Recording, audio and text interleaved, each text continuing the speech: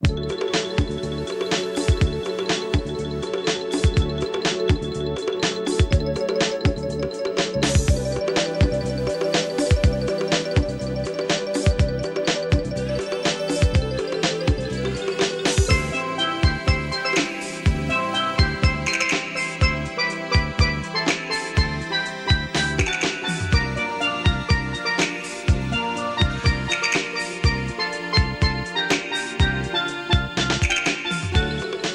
everybody, hi, what are you doing? It's Tuesday, and it is October 28th, 2025. This is the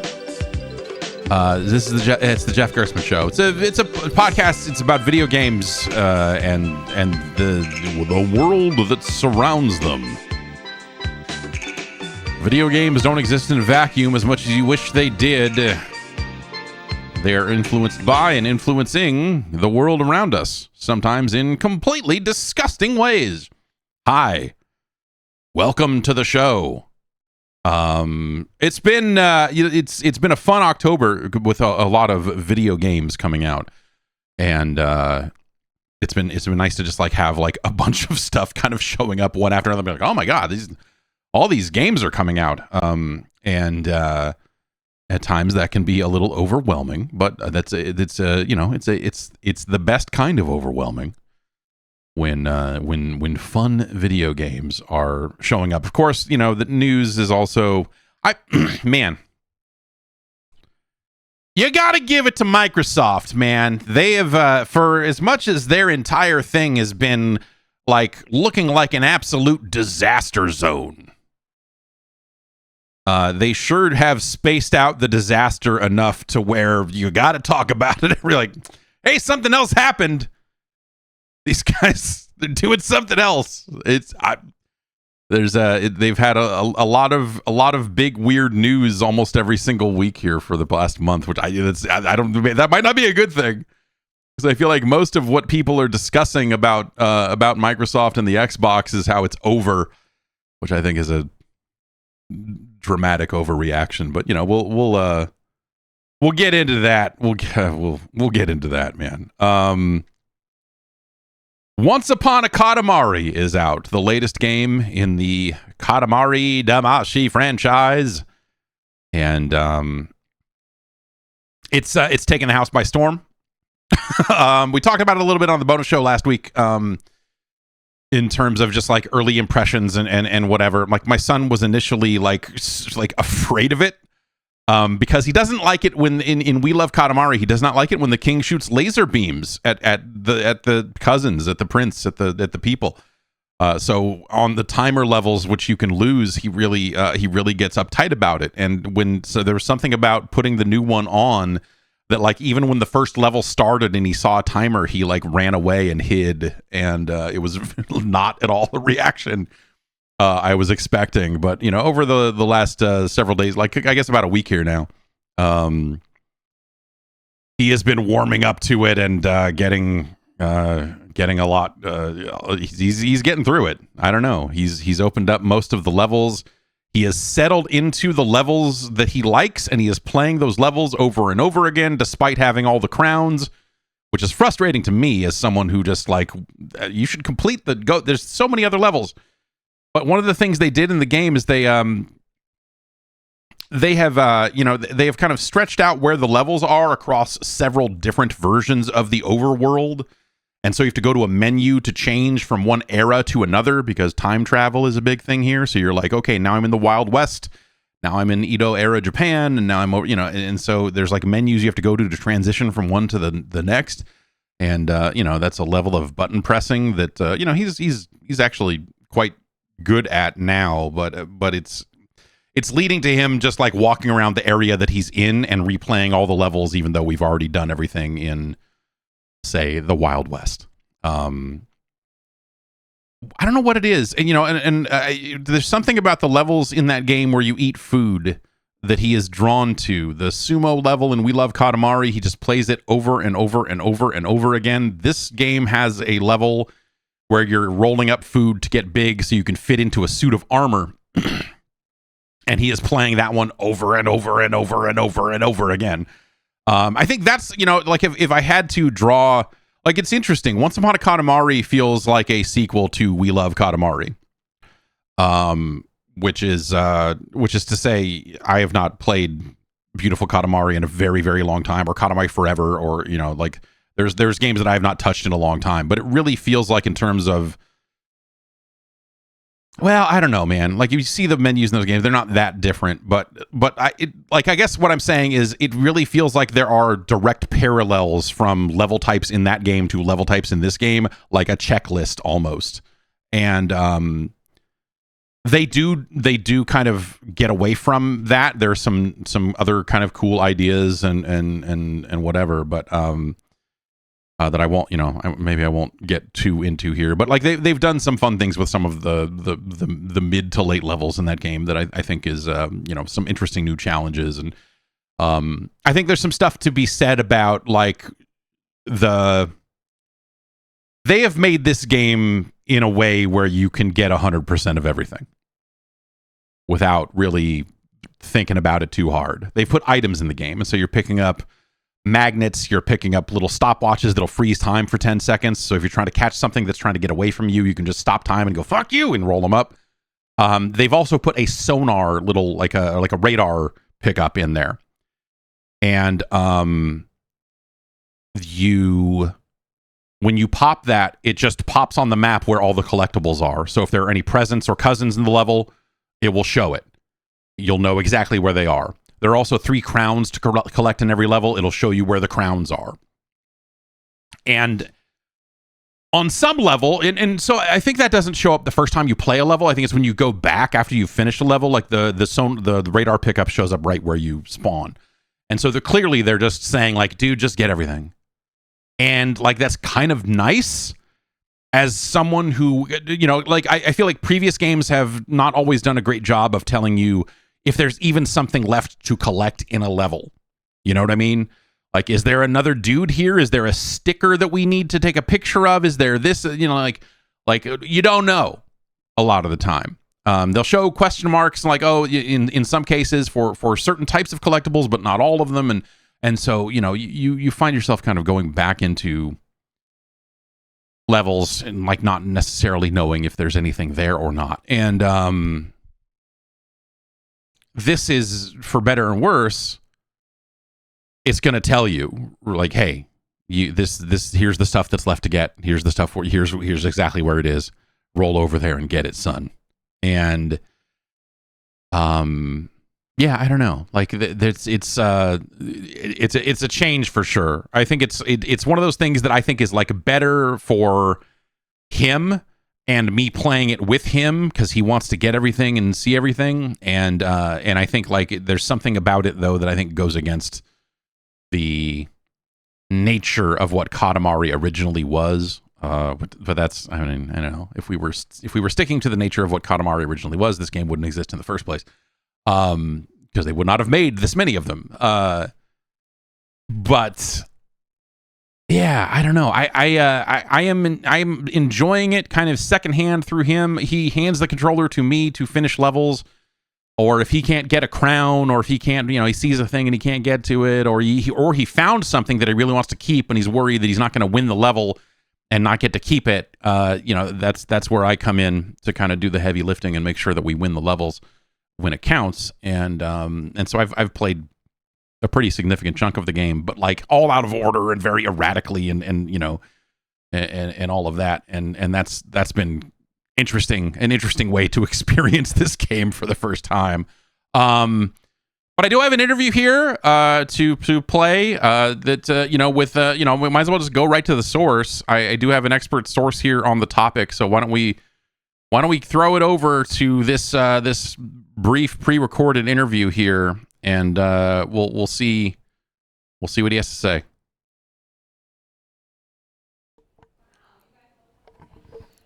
All right. How old are you? 4. You're 4. And what's your favorite video game? Katamari. Yeah. You've been playing Once Upon a Katamari, the new one. Is it called Once Upon a Katamari? Yeah, that's the name of the new one. Oh. What do you think of it? Really good. I love it. Do you think it's better than We Love Katamari? That's the one you played. You got all the cousins and all that stuff in that one. Yeah, but I like the new one better. Yeah. And will another new one come out? Well, I think they probably will make another new one eventually. Oh. But it was a long time before this one came out. They hadn't made a new one in kind of a while. Unless, well, I mean, they made one on phones, but that doesn't count. What's your favorite? Can we be done with talking now? What's your favorite type of level to do in the game? The learning ones. Yeah, the tutorial. I love the learning ones. I think between We Love Katamari and this new one, you really like the food levels. Yeah, I like the food levels. Do you think the food level in We Love Katamari with the sumo is better than the one in this one with the armor? No, I like the one with the armor. You get to roll up on the rooftop. Yeah. What do you think of the magnets and the new stuff in this game that you can pick up and use? Is it cool? Yeah. Can we be done talking now? You just want to play the game now? Yeah. Okay. Who's your favorite cousin? The apple girl. What's her name? Harvest. Harvest? I love Harvest. She's my favorite Katamari person. Yeah. And the prince, because he's my favorite Katamari person too. You like the prince too? I like the prince. Oh. I think Bon Bon's cool, the donut guy. It's Bum Bum the donut guy. Yeah. What do you think about the levels that change, where it's like the pirate ship? Do you think it's cool when the pirate ship goes underwater? Yeah, when the giant octopus pulls it down. Yeah. Yeah, I think that part's pretty good too. Can What's your favorite time? Because this one goes through different times. Do you like Japan or the Wild West or the pirates or Greece, or do you have a favorite one? The pirate ship level. Yeah. Do you think this game controls better or worse than the old one, or does it play the same? It plays the same. Yeah. Do you think it looks better or worse than the old one, or does it look the same? It looks the same. Yeah. Okay. But instead of new levels. Yeah, it's got new levels. And new planets. Do you like because there's a new thing in this one that wasn't in the last one, where you roll with there are other people rolling Katamaris around, and you can roll them up. Do you like that? Yeah. Your sister likes that part. I like when we are first. Yeah, when you win. You like it when you win. I like it when I win and I'm first. Yeah. I like it when I'm first. Yeah, those parts are pretty good. You can decorate the people now and put all different colors and stuff like that on them. Do you like that part? Yeah. What are your other favorite parts about the game? Playing the levels. Yeah. Can we be done recording now? Okay, we can be done recording now. Can we hear it? Sure. Okay.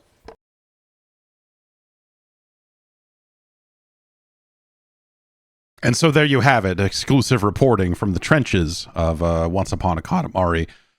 As you can, as you see, pretty similar to the previous game. It's kind of like stuff loads faster because it's running on a PlayStation 5, kind of built for modern machines and everything. I think it looks pretty nice overall, but those last remakes are pretty. Run quite well. Like We Love Katamari was a PS5 game, and the Katamari Damacy the remake was a PS4, I think is what it was. So you see a little bit of a difference between the two, but like the We Love Katamari remake is really pretty solid. This game is nice. I don't know. I think they do a lot of cool stuff with like there's good music on it. That's the thing that they, I don't know how they hit upon this as the thing they want to upsell people over the course of multiple games, but like the more expensive version of the game just comes with more music that you can use in game, like older, like music from older games. You can kind of pick what you want to use. I think that's a little, I don't know, like this. Like the music is great. It's the music from fucking Katamari. Like it's amazing. It's a fantastic soundtrack. It always has been. It's just kind of a weird thing to kind of continually upsell people on. Another interesting thing happened in the course of our Katamari play over the last handful of days here, and it's one of those things you have to be careful as a parent. I had a live stream up the other day, so there's just been a lot of Katamari happening. It's a Katamari Renaissance where he was over here playing it. I was over here watching a live stream of an internet hoodlum name of Sebmal, who was playing through all of the old Katamari games in a marathon. And I really wanted to see beautiful Katamari, but that happened overnight, and so I ended up not seeing any of it. But we did see some of Touch My Katamari, the Vita game, where you can stretch the ball out and like use the back touch to move the ball around. And this boy saw some of that ball moving around, and he said, "What's that?" And I said, "That's a game called Touch My Katamari. It's an older one." And he will not stop talking about it. Every day now. He says, "Today, can we play Touch My Katamari?" And I'm like, fuck. Dude, you haven't even finished the one that we had. And so now I'm trying to figure out how can I get him to play, how can I allow him to play that game in a way that is like sensible to control, because I'm sure there's a meaningful, like there's probably an okay way to play it on PC if you really want to jump through those hoops. But like, is he going to be able to understand how to like whatever you have to map the back touch to work or something to that effect? I don't know. I don't know. I will have to ask someone who recently played it and streamed it how that all went, because trying to get a 4-year-old to play a Vita game on a PlayStation controller on a PC seems like a really cursed thing. I mean, I do have multiple Vitas in the garage. I just don't think I have a copy of that game, and I, like jumping through the hoops to make that a reality. I don't know how to do that easily as well. Whatever. I don't know. We'll figure that out. I'm just trying to get him to forget that it exists. Much like most Vita owners, it's time to forget that the PlayStation Vita ever happened.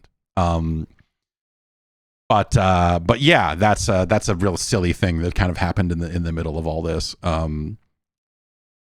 But yeah, that is a very weird one. So he's obsessed with this to the detriment of his eating and everything else, and we're trying to save video games as a reward for good behavior. The kid just doesn't eat, man. He eats like 3 bites of a thing and then runs away. It's especially bad when now that he is obsessed with Katamari, because now he wants to like run back in here and get back to playing, and so that's one more reason for him to not eat food. And that's frustrating. That's very frustrating. But yeah, there's that's breakfast time, like any time of the day here. He does not eat, and when he does eat, he only wants to eat goldfish crackers, which is not last time I checked one of the 4 food groups. Let's take a break. We'll come back. We got a lot more to talk about. Wreckreation, this Battlefield thing that launched today. And of course, the Counter-Strike skin apocalypse. Ew. That didn't feel good to say. We'll be right back. Did you know there's an online cannabis company that ships federally legal THC right to your door? It's true. They've found a way to combine THC with carefully selected functional ingredients to target nearly every mood and health concern you can think of. Of course, I'm talking about Mood.com's line of functional gummies, and you can get 20% off your first order at Mood.com with the promo code Jeff. I forget all these like one-size-fits-all supplements that like only get you high. Mood's got functional gummies that are optimized to kick in as little as 15 minutes and take you to the mood that you're kind of looking for. Whether that's Mind Magic Gummies for deep work and creativity, PMS support to ease cramps and balance mood swings, or their sexual euphoria gummies to help you feel ready for action and turn every touch into a full body experience. I mean, look, you can find gummies to get you high. Like that's everywhere. It's like, I know a guy. He runs a shop. You just go get that anywhere. Mood's got functional gummies that combine premium, federally legal THC with targeted botanicals to help you get in the perfect mood, usually in as little as 15 minutes. And everything ships discreetly right to your door. No dispensary lines, no awkward conversations. Just better days and nights delivered right to your doorstep. And hey, best of all, not only is every Mood product backed by a 100-day satisfaction guarantee, but as I mentioned, you can get 20% off your first order with the offer code Jeff. So head to mood.com, find the functional gummy that matches exactly what you're looking for, and let Mood help you discover your perfect mood. And don't forget that promo code Jeff to check out and save 20% on your first order.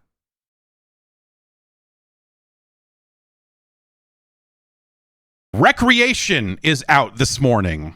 What is Wreckreation, you ask? That's a fair question. This game feels like extremely under the radar. It felt like that they had not. I mean, they showed a trailer. THQ Nordic published this one, and they also, they are also responsible for Wreckfest 2, and so they have like two driving games that start with the word wreck. A very, very weird lineup from them at the moment. This game got announced and was said to be coming out in October, and we were getting close to the end of October, and I remembered that the game existed, and I was like, oh wait, what the fuck? There's no way that game's coming out. And I looked around and couldn't find anything recent until I finally went to the developer's Instagram, and I finally found a post there from them saying like 7 days. I was like, okay, well, if they're still claiming this game is out 7 days from now, then maybe it is still coming out. Anyway, finally got my hands on it. Finally got my hands on it yesterday, and started playing it. This is the new game from Three Fields Entertainment. This is the studio responsible for Dangerous Driving, which came out in 2019, Danger Zone 1 and 2 from 2018, 2017, from a little bit before that, and Dangerous Golf, a very dangerous golf game, as well as a VR game that they made. But this is the studio that was founded by some of the people that worked on Burnout originally. You may know Alex Ward. I've interviewed him a handful of times over the years. He was the face of Burnout at EA for a good long time. And so this is the studio that he started up with Fiona Sperry and some other folks a number of years ago. After they got out of EA, once it became clear that EA was not going to be in the Burnout business or in the making games that they making the sorts of games that they might want to make. EA has not been in that business for a very long time. It's really interesting. Alex Ward came out there. They're based in the UK. He was in the States around the time of, I believe it was Danger Zone 1, or maybe even Dangerous Golf, because when Dangerous Golf was coming out, they might have been both. He might have come out for both, but around the time of Danger Zone, and I remember talking to him about kind of like the nature of Danger Zone. If you don't know, was a driving game that was basically a very stripped down recreation of the crash mode from Burnout. They came up with a bunch of Crash Junction style puzzle things, and you drove the cars and crashed it and got points for crashing really well. And it was like a lot of the experience of Crash mode, but kind of not quite there. It was like most of the way there, you're like, this is cool. But it's like, it's kind of missing something. Then they get after a couple of those Danger Zone games, they made Dangerous Driving, which was a Burnout game in the vein of like Burnout 3, of like that style of like, okay, you're going to go in here and do your races, and then you're going to, and it didn't even have a soundtrack. They just had Spotify integration, which was like like they're finding ways to make a game um they're finding ways to make a game without spending a ton of money on it. Small team. They were like, I want to say like 7 to 12 people. It was like a really they're still a pretty small team as far as I can tell. But I remember asking him, I said, kind of like, oh, well, hey, you're making this, we're making this. What about when do you get to open world? When do you get back to Burnout Paradise? And he laid it all out. He said, well, first you gotta, we're brand new. We're making stuff. We have to start from scratch. And, okay, we're going to make this, then we're going to make this. And then we eventually get to the kind of Dangerous Driving 2, they get back to the open world. This was a long time ago. This feels like ancient history, though. I guess looking at the release dates of these games, maybe it wasn't all that long ago. That it would take time to eventually get there, and that always kind of stuck with me. I'm just like, oh, it seems like their plan was to always get back there. Wreckreation is that game. They got there. It's crazy. Like, there's still, I think. There's aspects of this game where if you look at it directly compared to the budget, especially like, soundtrack and like, the environmental variety and, things that, if you had more budget, maybe a little more time that you would expect, like you see some corners, you see some things around the edges that you just go like, yeah, this probably, these aspects of this game could have been better. But I think in terms of recreating a lot of the Burnout Paradise experience and improving on it in some ways and iterating on it in others, I think they've made something really fascinating with Wreckreation. It is an open world driving game. It has a bunch of open world sandbox style stuff like billboards that you're bashing through, much like a Burnout Paradise. It's got races, it's got road rages, and then there's like a third type of race. So not like scads of mode variety in terms of the single player component to the game. And a lot of it is all kind of back county stuff. Like it's a weird open world in that you always feel like you're just one hill away from finding the city, and it's just there isn't one as far as I can tell. There's no, so it is all kind of just like open terrain, a lot of roads. I mean, but it is all kind of like out of town, back road style stuff. And, some more variety there, I think would have been nice, but like it handles really nicely. You have different types of cars. You are doing boost chains with some of those types of cars. You are doing 360-degree flat spins through the air. You are, there are ramps and barrel roll ramps and a lot of the stuff. There's a ton of different records for every single road in the game that they are keeping all the time, and all the friends list stuff that they did in Burnout Paradise. Like that is all there and kind of expanded upon. But obviously a lot of this game is going to come down to feel. And I think that like they really, like this game feels very good to play once you kind of get your mind around it. I don't think it's a 1-to-1. This plays exactly like Burnout Paradise and all that sort of stuff. It is very close. There's stuff about the drifting that I might say is slightly different, but it was like a half hour of like, how do I drift again? How do I get used to this? Okay, cool. And you're kind of you're off and running, and I'm having a really great time with it. I'm having a really, really great time with it. And I cannot wait to see what happens now that the game is out, because a gigantic part of this game is in its creation tools and some of the other things that you kind of get as you go. Much like Skate, weirdly enough, you can basically stop at any time and plop down ramps and other and hoops, and like you unlock more parts as you play. There are things around there are collectibles around the environment that will unlock new creation parts for you to place in the world. And so you can put down ramps anywhere in Wreckreation, you know, and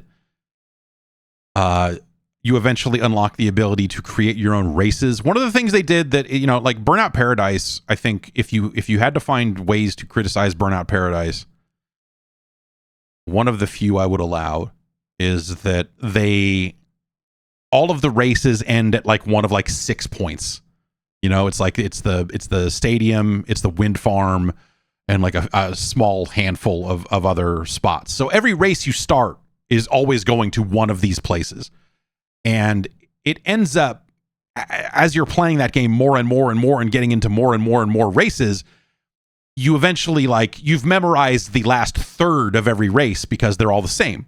Because there's only so many ways to get to the wind farm. There's only so many ways to get to the baseball stadium. So, you know, the end of a lot of the tracks end up being the same thing over and over again. And that's not awesome. This game doesn't have that problem. The races can end wherever.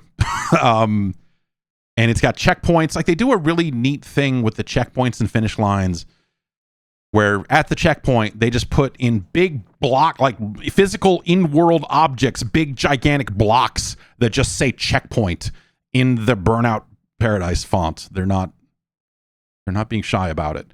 It's got a ticker across the bottom of the screen in kind of a faux LED readout like Burnout Paradise has. Like, it's got you push right on the D-pad to bring out an elaborate menu to do all the things you do in the game like Burnout Paradise. Like, they really sat down and made that game in a lot of ways. But dude, you can fucking open your doors. Like, so L1 and R1 map to the doors on your car, each individual door, and you can pop them in the air and kind of glide. Like, it's kind of fucking crazy. It's a fun, silly addition to the game. And you can close the doors again and keep going. So you're jumping, doing flat spins, popping the doors on your car. There's like some kind of silly stuff around that I think is a lot of fun. And I really want to, like I said, I really would kind of want to see what happens in a live kind of online environment kind of deal, because of the ability to create your own races and, you know, your own version of the world. And so if you're jumping into someone else's world, like, you're sort of, you know, like their ramps and other stuff will kind of go with that. And they have created, so obviously, you know, when you get online, you can race, I guess. But so I haven't really tried the online yet because it just came out this morning. But I did jump in like solo to an online thing and started a couple of events, and they've got like the co-op stuff, like the style of stuff from Burnout Paradise that I think at the time was really the game's best feature, and that was the kind of crazy co-op stuff, where you would all have to work together to, like, we need to get all these players together and we all need to jump off this ramp and we all need to do a 540 flat spin off of this ramp in order to win this event or whatever. Like, they have that style of co-op play in there, which I'm so excited to be able to see. I hope this game does well enough that I can get in games and see that stuff. One of the things I saw that I couldn't complete because I was alone was every player on the server needed to, like, in the air, you needed to pass close enough to another player and pop your door open so that the doors would be taken off as the players, like, cross paths. And so you had to, like, shave each other's doors off in order to complete this co-op event. And so the organization becomes like, okay, you get this ramp here, we'll put this ramp here. Okay, now, 3, 2, 1, you know, like the organization that takes is not small. And ultimately, I think that was part of the downfall of Burnout Paradise, is you would get 7 players on a server, all 7 would need to contribute, and then one player would be off just doing something completely different. And you'd be like, what the fuck? God damn it. Like, you dipshit. Like, get over here and fucking do the thing. Fuck. Shit. And it was so frustrating. And so I hope that there are ways to handle that better here than some of that was in Burnout Paradise. But that to me was always the true magic of Burnout Paradise, was these crazy co-op challenges that the game had a ton of, and they were organized by player count, which is even crazier, because if you truly wanted to complete them all, it means you needed to go find a 6-player game and do like 50 challenges, and then do a 5-player game and do 50 challenges, and then a 4-player game, and it's silly. It was a neat idea, but some of that stuff was a little ill-conceived with just the way that people play games.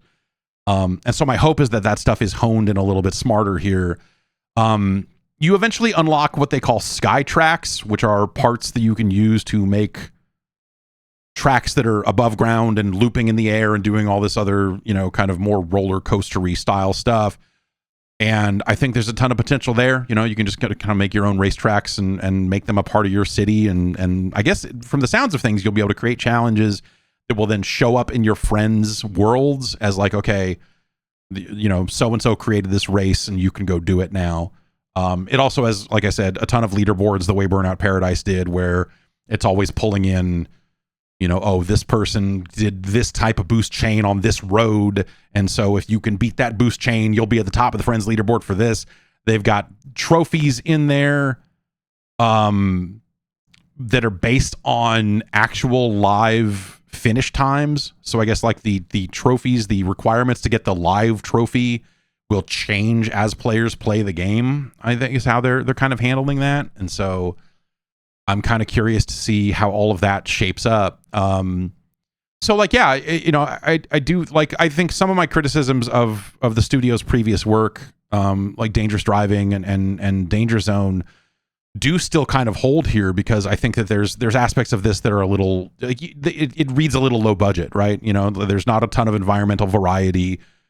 There's a lot of stuff on the soundtrack, but it's not, it is not EA Tracks level of, there is no Avril Lavigne on here. Though, like, the first race in the game that they throw you into, they do kind of throw on some fucking pop punk shit, and you're like, okay, yeah, no, yeah, I see what you're trying to do the thing. It's got the tutorial voice from, which I think they've used her before in some of their more recent games, but it's got the tutorial voice from Burnout Paradise in it. And she has a silly little DJ joke in there that they throw in. Like, they know what they're doing. They know the game they're making. And I think they've made it pretty well here, or at least the framework seems really sound. It's got, I think, some of the same stuff you would say about Burnout Paradise. Like, oh, the AI is so rubber bandy. Like, yeah, it always was. I mean, that's Burnout Paradise was exactly like that too. That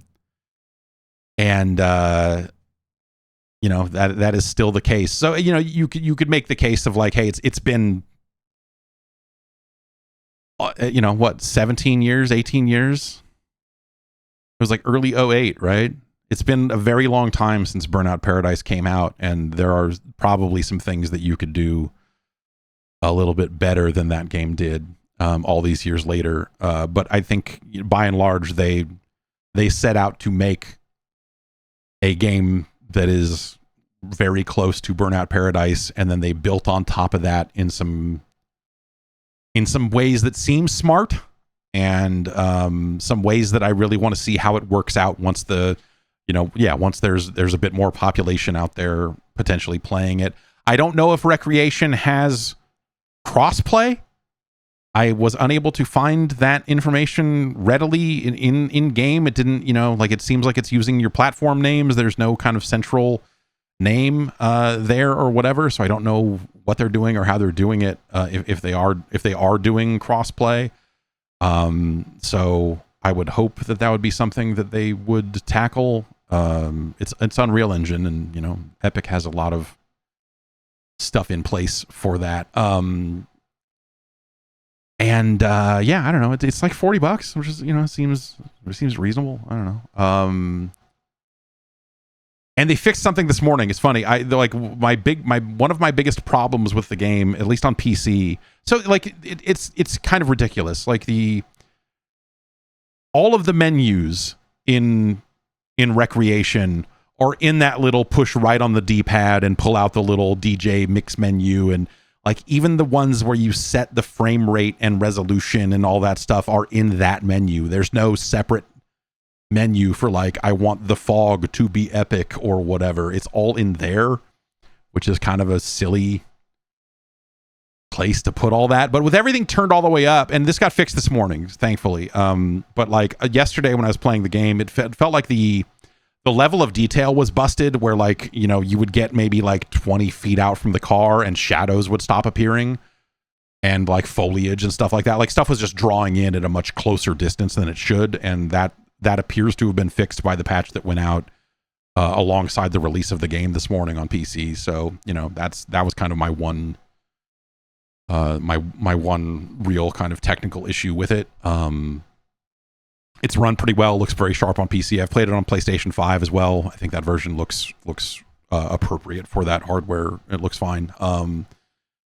And yeah, I am pretty happy with it at the moment. I think there's a ton of potential in that online stuff that I hope is realized. And so I can't really say with authority that like, oh, then the online is amazing. You know, like that stuff looks like it's probably pretty cool, or that it certainly has the potential to be pretty neat. There's all sorts of weird stuff too, where like they must have sat down at some point and said, we're just going to let players rename everything, and you know, like as a central theme of like players will be in control of the experience, like a real Jay Allard Xbox 360 players are the center of the experience type thing. You can rename the city, you can rename any street inside of the game, you can rename all the streets. There's a lot of car customization in terms of color and whatever else that you can change.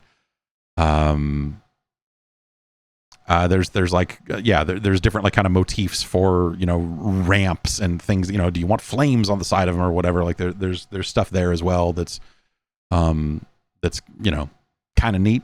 I don't know. It's interesting conceptually. I don't know that I'm not like, you know, super big on like, oh, can I want the sides of these ramps to look exactly like this. Like I don't have time to color ramps.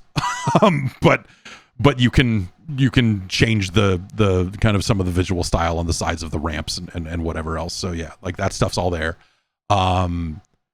Yeah, I don't know, man. I am very into it so far, and I hope that it holds up. And like I said, I think that there's aspects of this that, like, you know, you see that it is not a massive budget game or whatever. Like, you know, you definitely like, you see where like things that would have probably cost a lot more money and taken a lot more time in terms of like, hey, there's a ton of environmental variety and now there's a big city and now there's this, and you know, that you see that it does not have that.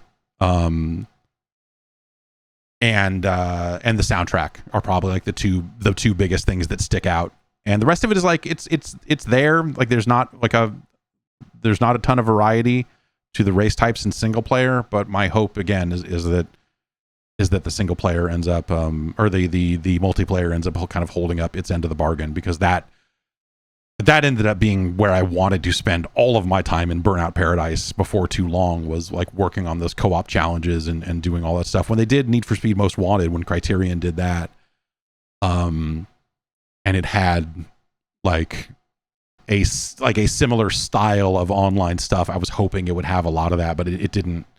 They didn't really go back to the well too much on that stuff, and so it kind of didn't really do what I was hoping it would do. But this looks like it has potential. Yeah, I don't know. It's out now. Wreckreation, that's with a W, like wreck, like a car wreck. And its regular price is $40. I don't know if is it less now. It might be less right now. I don't know. It was a weird thing where like even finding the price was a little hard. It's $36 on Steam right now, and the reviews are mostly negative. I don't know. Like I don't know what people are. I'm kind of curious here. What their what the terrible stuttering, I don't know. Yeah, I have not experienced any performance issues in the game, but But yeah, I'm trying to see if there's any kind of common theme to yeah, I don't know. Like, some of these reviews feel like they're coming from people that don't understand what a Burnout game was. And yeah, performance is rough. Big selling points the track editor, but all the people. So yeah, I mean, if that is one of the things, is like like there's a track editor and you can make your own races, but you have to go around and do all these jumps to unlock all the pieces, which can be frustrating if you just want to make cool stuff. Yeah, I don't know. Some of these reviews seem a little, well, whatever, man. I mean, the reviews, like, that's their experience with the game. But I think, like, if you're a person who appreciated Burnout, and I think you go in with the appropriate expectations, I think that that this thing has a lot of really cool ideas. And also, we live in a world where there is never going to, I mean, there's probably never going to be another is there going to be another Need for Speed game ever again? Back in August, Criterion, the studio most typically affiliated with the Burnout franchise and with Need for Speed and everything else, back in August, under the word Criterion in their logo, the new words "A Battlefield Studio" were written under it, and that now appears as part of their official designation. That doesn't mean that they couldn't also then become a Need for Speed studio again someday, but I do think that when you look at, they have some of I don't think they laid off everybody from Codemasters, right? They do have some folks that they kept from that. So I think if they wanted to make a new Need for Speed game, they could certainly pull together a studio to do it. But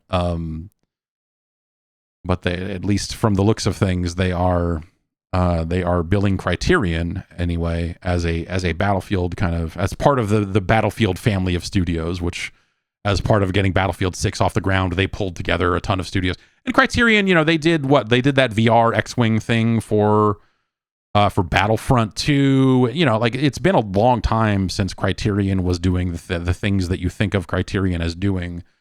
And they were working on, like, they had a driving game in the works that got killed at some point. That was like 10 years. That was over 10 years ago now. And so, yeah, but I do wonder if you end up seeing another Need for Speed anytime in the near future. They shut down the car culture website that they started, Speed Hunters or whatever, and kind of moved away from it. So, much like Phil Spencer was out there telling Famitsu, like, oh, Forza Motorsport's not dead. It's it's just like it is kind of on the back burner for some other stuff. I think EA would probably tell you the same thing about Need for Speed. It's probably not something that they're actively in production on at this time, but it's a franchise that has, like, performed well for them over the years. I think it's something that they've very that is like, as far as, like, EA's identity, I do think that, like, Need for Speed has been a pretty big part of that identity over the years, and so I don't know that they would completely bail out on it. But also, what's the upside? What type of game are you making? All of that stuff. Like, the problem with EA, especially now that they're going to get purchased and get a bunch of debt dropped on them, is that they're just going to continue to work on the biggest projects that they can, because they will have a lot of debt to service, and so on and so forth. And so, you have to ask the question, does Need for Speed fit the profile of a franchise that could reach the type of revenue to make it worthwhile for them? And I don't know that the answer to that question is yes, especially because I don't think that they have made a particularly good Need for Speed game in 15 years or more. In 2 generations of consoles now, I don't think that they made a single truly good Need for Speed game. And And Burnout obviously is even further, like people go like, oh, they need to make a new Burnout. Like, dog, they can't even make Need for Speed anymore. What makes you think that they're going to like dust off Burnout and go, now it's time? Like, the only way that would ever happen is if a game like Wreckreation really took off and they went like, oh shit, there is still an appetite for Burnout. Maybe there's some money to be made here, But Wreckreation, I think, is, in a lot of ways kind of the best you can hope for. It is that kind of scaled down experience that I think people always wonder. It kind of got me thinking as people talk about what do we do about big games and big studios. Can you make big games? Can you make them less expensive? Can you make them shorter? Can you, what can you sort of do to get those costs under control and everything? If you go to the credits for Wreckreation, it is one page, and that includes like the publisher support people from THQ and the some of the outsourcing folks or whatever. Like, the music credits are reduced to one line because I think they just went to a company that probably does royalty free stuff, or a company that does music, and they got it all from them, so it doesn't have like individual song credits or anything. But it's like the credits for Three Fields, I want to say, are still like 15 people, and there's maybe like 30 names total on the credits. It's not a massive production by any means, but in some ways it's kind of awesome that like they still get most of the way there. The tools have gotten better, I guess. I don't know, but I'm having a really good time with it. I think it is maybe a little hard to just like wholeheartedly recommend, because I do think it's such a specific thing, and it's hard to, I think everyone is looking for something different out of a game these days, and so I think it is maybe a little hard for me to say like you absolutely have to get it, but it's out, it's $40, it's Wreckreation.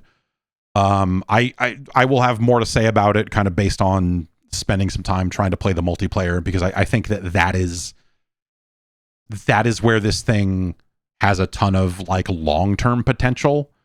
Is like, okay, are people going to get into making races? Will that stuff show up in other people's worlds? Like, how does that stuff manifest? But also, how do the co-op challenges work in that game? That to me is the biggest kind of question mark right now that I really need to answer. But like, I've been having a really good time with it. So that's out. That's out today. That is out right now. I also was, man, I've been trying to play Outer Worlds 2 and really having a hell of a time making that a reality. It's some of that was because there were just other games that were coming in. It's like, oh, I got to get to Outer Worlds 2. I got to play it. It's like, oh, I'm going to play Ninja Gaiden 4 because that's out first. I'm going to play this. And then, finally, like, okay, I'm going to start playing Outer Worlds 2. And then I had to sit down and think about it for a minute. I'm like, okay, where do I want to play it? Because I had access to the Steam version of the game and the Xbox Store version of the game. I was like, well, let's try the Xbox Store version, because then I'll get Xbox achievements, and also it'll load on the Ally. Where is that thing? I don't even know where it is. It's around here somewhere. I don't know. I could play it on the Ally directly and see how that experience goes. And so I was like, okay, let's play the Xbox Store version of the game. I started on that finally a couple of days ago. Got through the tutorial, the prologue, which I had already played when they did some preview stuff a little while ago. Got through that. Got to the other side of that. Saw how the story unfolded from there. I was like, oh, this is okay. I'm interested. I'm ready to go. And get to the first planet to start the first thing. And I fell off of a lighthouse. I fell out of a tower and died from fall damage. And I fell so hard that the game crashed to desktop. It just popped up a little window that said fatal error. I was like, yeah, I fell to my death. I was like, no, the game is no. And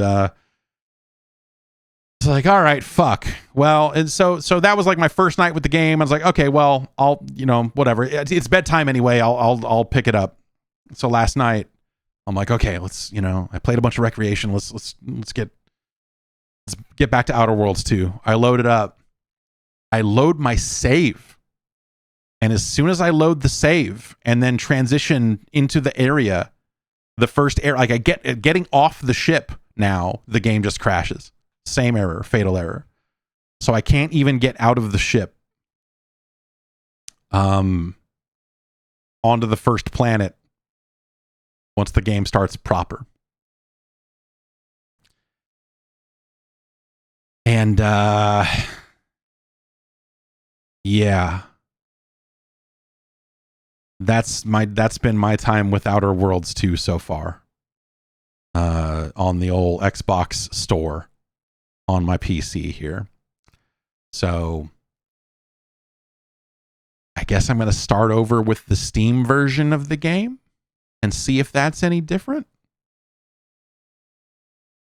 The benefit, and we'll talk a lot about, I think we'll spend some amount of time today talking about things that Microsoft absolutely must do as they trudge forward into whatever their future is. At least once I switch over to the Steam version of the game,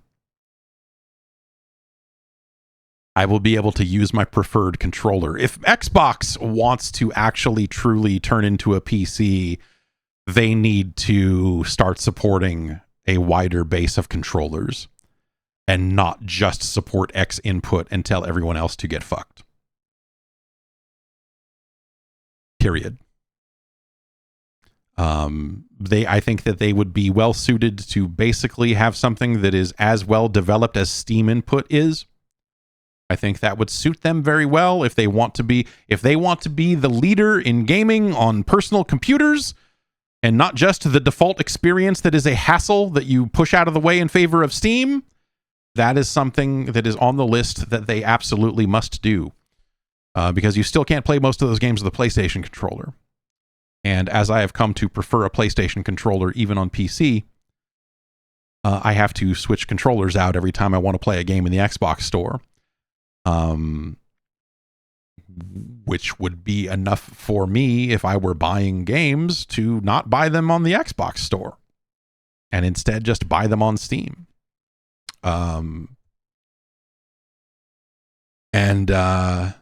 Yeah. So that left me putting the DualSense Edge down in favor of I have this 8-bit No Ultimate 2 or whatever that is. Sorry, this is going to make a noise.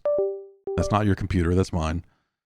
I keep this thing at the ready on the off chance that I need an actual X input controller here, because these 8-bit Do controllers will just do it. But I don't like using that controller unless I have to. Because the DualSense Edge is that has somehow become my favorite controller. I don't think you should spend $200 on it. I think that's way too much money. But as someone who did, I think it feels very nice in the hand. Except for the part where part of it is peeling away. What the fuck is wrong with all these controllers? My Xbox Elite controllers did that too. It's like, we got all these nice rubber grips. Congratulations, you used your controller for a year and a half and now they're peeling off the fucker. Oh, great. Thanks, everybody. Never Forever 4 says, meanwhile, I think the base PS5 controller is kind of mid. I have a regular PS5 controller hooked up to my actual PS5, and my son uses it to play We Love Katamari. And I use this thing, which is like way heavier and bulkier and everything else. And so when I go to play, especially now that kids have gotten their hands on on a regular DualSense controller, that thing feels very light and flimsy, and when I pick it up, it feels like a spring is moving inside. There's like if I shake it, I feel like a gung gung gung gung gung kind of weird feeling inside of it. It does not feel like a good controller. Anyway, I guess I'm going to restart the Outer Worlds 2 on Steam, which I could still play on that Ally thing. I'm mostly curious to see if they're able to do any further optimizations when you're running the Xbox Store version of a game. I doubt it. Now that more and more people have ROG Xbox Ally X's, I feel like the main finding is from people going, yeah, Red Dead, you should get Bazite. You should install Bazite on this thing if you want performance, because all of your games run better under Linux, it turns out, which is bad news for the very future of Xbox. an absolute disaster. Like, they cannot rest forever on the notion of like, yeah, but a lot of these games have anti-cheat. Like, that's going to take them so far. But if all the games that don't require anti-cheat run better under Linux, I think it really undercuts their ability to dominate handheld platforms going forward. Let's take another break. We'll come back. We'll get into the news after this. There's a lot of mumbo jumbo out there when it comes to figuring out what can actually work to help you with your hair loss. Through Hims, you can get access to clear solutions, expert guidance, and an online process that takes the confusion out of care. Hims offers convenient access to a range of prescription hair loss treatments with ingredients that are proven to work, including chews, oral medications, serums, and sprays. These are doctor-trusted, clinically proven ingredients like finasteride and minoxidil that can further stop hair loss and regrow hair in as little as 3 to 6 months. You shouldn't have to go out of your way to feel like yourself. Hims will bring expert care straight to you with 100% online access to personalized treatment plans that put your goals first. There's no hidden fees, no surprise costs, just real, personalized care on your schedule. You think of Hims as like your digital front door that gets you back to your old self. With simple 100% online access to trusted treatments for real health concerns, all in one place. And again, it is all done online. You know, you fill out the stuff, you know, you get prescribed if it's appropriate, and, and then they will ship everything right to your door. For simple online access to personalized and affordable care for hair loss, ED, weight loss, and more, visit hims.com/Jeff. That's hims.com/Jeff for your free online visit. hims.com/Jeff. Individual results may vary based on studies of topical and oral minoxidil and finasteride. Featured products include compounded drug products, which the FDA does not approve or verify for safety, effectiveness, or quality. Prescription required. See website for full details, restrictions, and important safety information.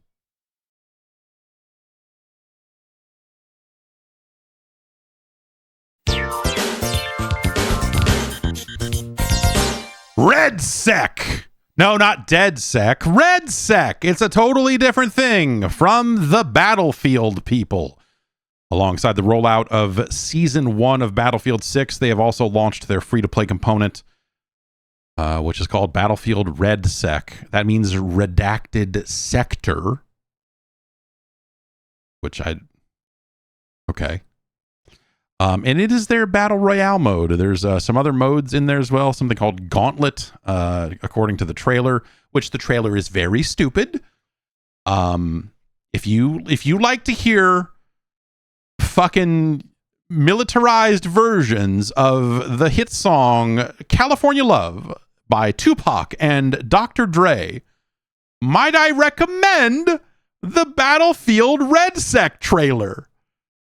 Because it's I couldn't help, like, it was so distracting because I'm listening to it because they're working in lyrics from the song, right?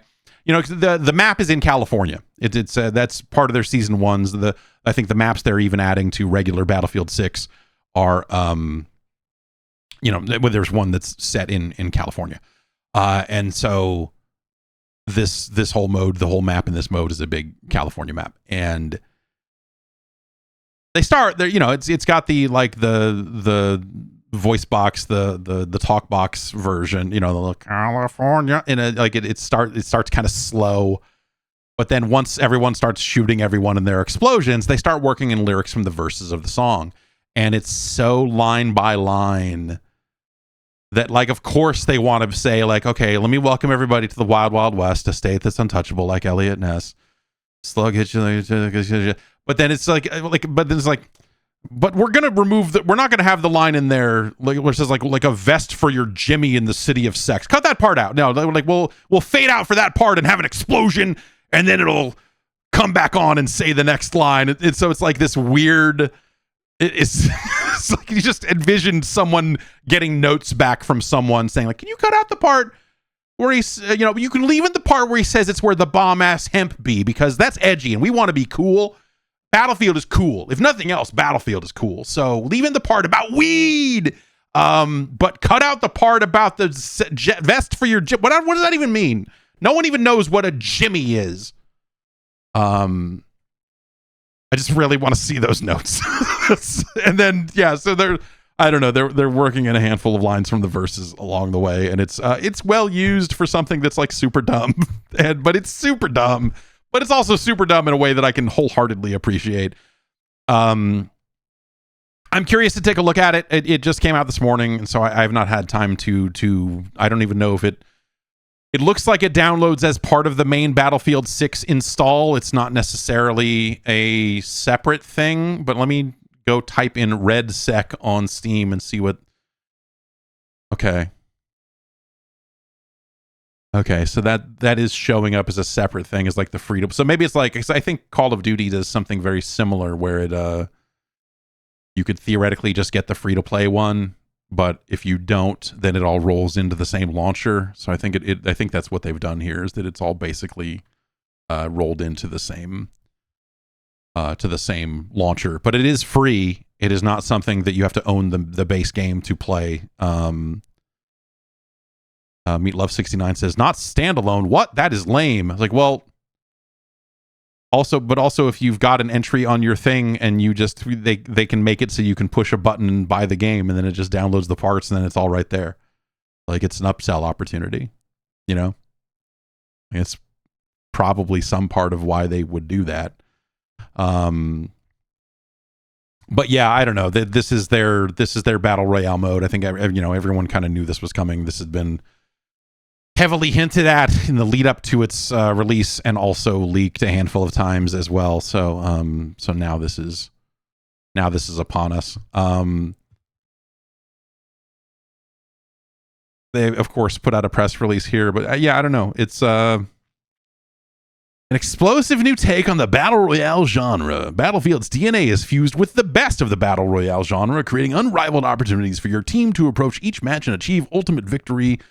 100 players, tactical destruction. It also has Gauntlet, which is a new squad-based mode. 8 teams of 4-player squads compete in a series of dynamic round-based missions in a tournament-style format. Each round consists of a 5-minute windows for squads to complete their objectives. Prepare for the unexpected, as each round, location, and mission will be unique variables. It also is going to have some kind of support for Battlefield Portal, so you'll be able to kind of get in and do weird shit to it. They kind of represent that in the trailer a little bit by showing everyone on golf carts. And maybe with Portal, you'll be able to make a solo mode. I don't know. I don't think any of the default settings that they have are for anything less than 4 players. But one of the things, so there are DLC packs associated with this release on Steam, and one of them is it's just called Season 1 Battlefield Pro for Battlefield 6 and RedSec. And it comes with like tier skips for the battle pass, a bunch, like some skins and guns, like typical shit. But then it says so what you get is 25 tier skips on top of the base battle plan, the ability to host a 100-player persistent server in Portal, a dedicated bonus path, which I assume is more battle pass stuff, and more. And so if you give them the $25 for this add-on, which $25 is a lot of money, you will get the ability to host a persistent server. They had been talking about finding ways to, I assume this has been on the roadmap for a lot longer than this, but they had been talking about trying to figure out ways to rein in some of the Battlefield Portal server stuff, because people were just like maxing out their server capacity, launching servers that would max out your XP and just like, unlock all guns here, like garbage like that. And so they were trying to crack down on that a little bit. And, well, I don't know. Now for $25, they will sell you but also, since this is associated with Season 1, I wonder if you lose this ability at the start of Season 2, if they're going to make you pay $25 a season if you want a dedicated server, which seems like something they should be talking about a little bit more upfront right now than they are. But that's where that stuff is at right now. I don't know. I'm curious to take a look at it for myself and see what's up. I have not played as much Battlefield 6 as I thought I would. I enjoy that game. And I just have, I don't know, there's been a ton of other stuff coming out, so I've just been focusing on that. But like, I for as much as I enjoy Battlefield, it is not front of mind for me at all in terms of just like, what am I going to do tonight and play some Batman? Like, no, it's not. It has not been that kind of game for me so far. In other news, hey, they're bringing Halo to the PlayStation. Surprise! I mean, duh, right? This is like, it's non-news in a handful of different ways because Microsoft has been basically saying as much for a very long time that, hey, this is the future of where we're headed. The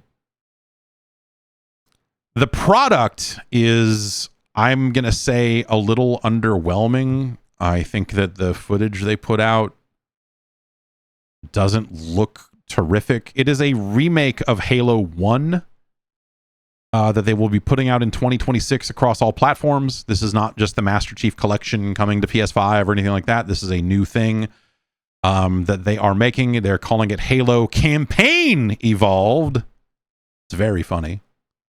And they are remaking Halo 1 in the Unreal Engine. All the talk about and they had put out some engine tests and some other stuff in the past about, hey, guess what? We're fucking around with the Unreal Engine. And guess what? They're going to make something with the Unreal Engine. I think that in the context of, hey, we're moving to a new engine, the idea of doing a remake of Halo 1 that does not include any online multiplayer, it has co-op, to be clear, but it does not have any competitive multiplayer, I should say. I think that makes sense, right? Like, hey, we're going to do this thing. It's going to be a smaller project. That's going to be our first multi-platform thing. That's going to be our first Unreal Engine thing. It'll let us get some hours under our belts working with this engine and getting it into the shape we need it to get in so that it will be ready for the time when we go to make the next real Halo game, right? However, the catch there is we don't know how much they're going to charge for this, right? When I look at this, it reminds me of when Activision said, here's Modern Warfare 2. By the way, it's just a campaign. And they charged what for that? Was that $20? Was it 30? Couldn't have been 30. Was it that one was not a pack-in, or was that even just a pre-order bonus with Call of Duty that year? But it reminds me of that. Like, here's a campaign-only re-release of this thing. They're doing a remake, and so like there were people that that worked on the original Halo that saw some of the footage and went like, "What the fuck, man?" There was someone that was saying like, "I put those rocks there for a reason," like they made it so you could take a vehicle up and do this fight. It was never built for that, and like you hope that like they have then changed the fight enough to where that still makes sense and whatever. But like like they are making changes to this campaign along the way. It will have 4-player online crossplay. It will have 2-player split screen co-op. And it will be out sometime in 2026. I don't know, man. Sure. It looks okay. I don't know. It doesn't look. It looks clean and sterile the way a lot of modern video games do. Like you look at it and you go like, yeah, that sure looks like the Unreal Engine doing stuff. And they put out these comparison shots of like, here's this thing flying in and landing and turns and does this, and the rocks look so much better. And yes, the rocks look so much better. You're right. These are great looking rocks. All those years ago, I thought the rocks in Halo looked pretty good then too. I mean, obviously they don't look nearly as good now. A lot of time has changed. So, I mean, you've got to replace those rocks. And good on them for replacing those rocks. But it's maybe a little hard to get too excited about a remake of the Halo 1 campaign. I don't know, especially in a world where the Master Chief Collection already exists and they kind of already did this, and this isn't even a remake. It's kind of whatever. I don't know. It looks fine. But yeah, they don't have any it's like, hey, it's coming in 2026. It will launch day and date on PlayStation 5. They had the Halo esports tournament thing last week, to coincide with this announcement. And so they had a not Bungie. They had a Halo guy, a Halo Studios guy. Not even a 343 guy. They had a Halo guy wearing a PlayStation shirt. This has led to a lot of I think, and it's not natural. I think this is maybe the last time we'll see this, right? This is the last time we'll see these stories be written of people saying oh, that's it. It's nothing sacred. Now they've gone and done it. Dude, they put Gears on the PlayStation. They put Forza on the PlayStation. Stop. You knew that no one should be shocked by this. No one should be surprised by the idea that hey, Halo is coming to PlayStation. I mean, they practically said as much. I mean, it's not, of course, right? Of course they were going to do this. It's not some big, but I think, Halo does hold sway in people's hearts for what it meant to the original Xbox and what it meant to the Xbox brand. This was always the core of it, right? And so in a lot of ways, this is the final franchise. I mean, Fable, right? When Fable comes to PlayStation, maybe you'll be like, Fable, I can't believe, I don't know. No one's going to be able to make a noise that loud about anything related to Fable at this point. If it even comes out, Halo is the original franchise. Halo was the game. When they came into the office and showed us Halo and we nodded our heads and went, huh, they were offended that we were not falling out of our chairs because they felt they were showing us the future of video games.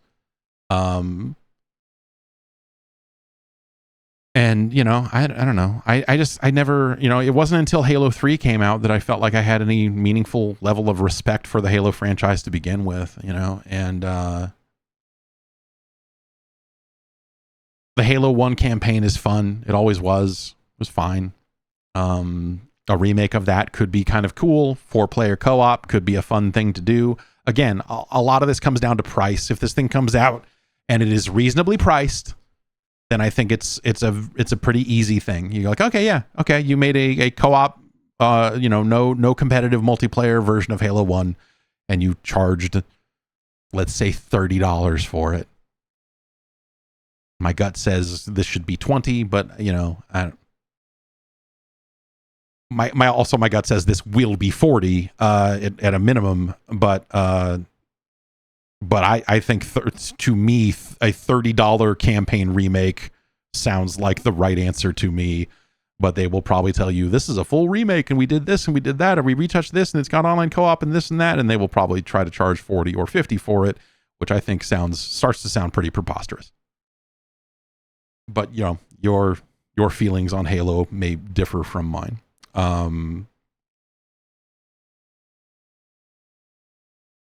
I don't think that there's really anything to, but again, when we think about the path that Xbox as a concept has been on for a lot of years now, but really over the last year of these games coming to PlayStation, and like Age of Empires is coming to PlayStation 5. It's just fucking ridiculous. It's like, it's a game that you initially thought like, I'm not even sure that this should be on console at all. Oh wow, you Age of Empires, you've found a way to make this run with a controller. Really, this is actually works out okay. And now it's coming to PlayStation on top of that, and you're like, it's just weird. It's cool. It is weird. Yeah,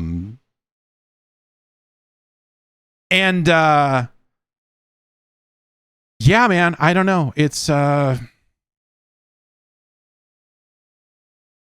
having trouble feeling any sort of way about it again, because this has been the path that they've been on for a long time. I think I kind of internalized a lot of what I think of as their strategy going forward, all but requires this, And there's been some, you get some other Xbox people out there that are like, oh, without exclusive games, there's nothing, and there's this and that. You know, it's like they feel like people that are just like yelling from a version of the game industry that doesn't exist anymore.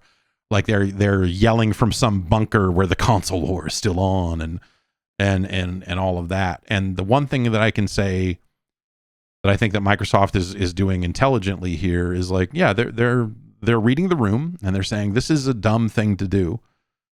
Like if for us to go out, you know, like, and maybe they're not even able to. We'll get into some of the business stuff around Xbox here in a minute, but like, I think they're looking at everything and saying, what are the best ways for us to run this business?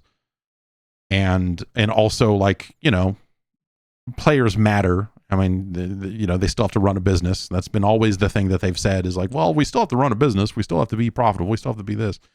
We can't just give everything away and charge nothing and this and that, you know. And so I think within reason, when you look at the cards as they have been dealt, when you look at where PlayStation is, when you look at where Nintendo is, when you look at where Xbox console business has been, yeah, dude, this is the way.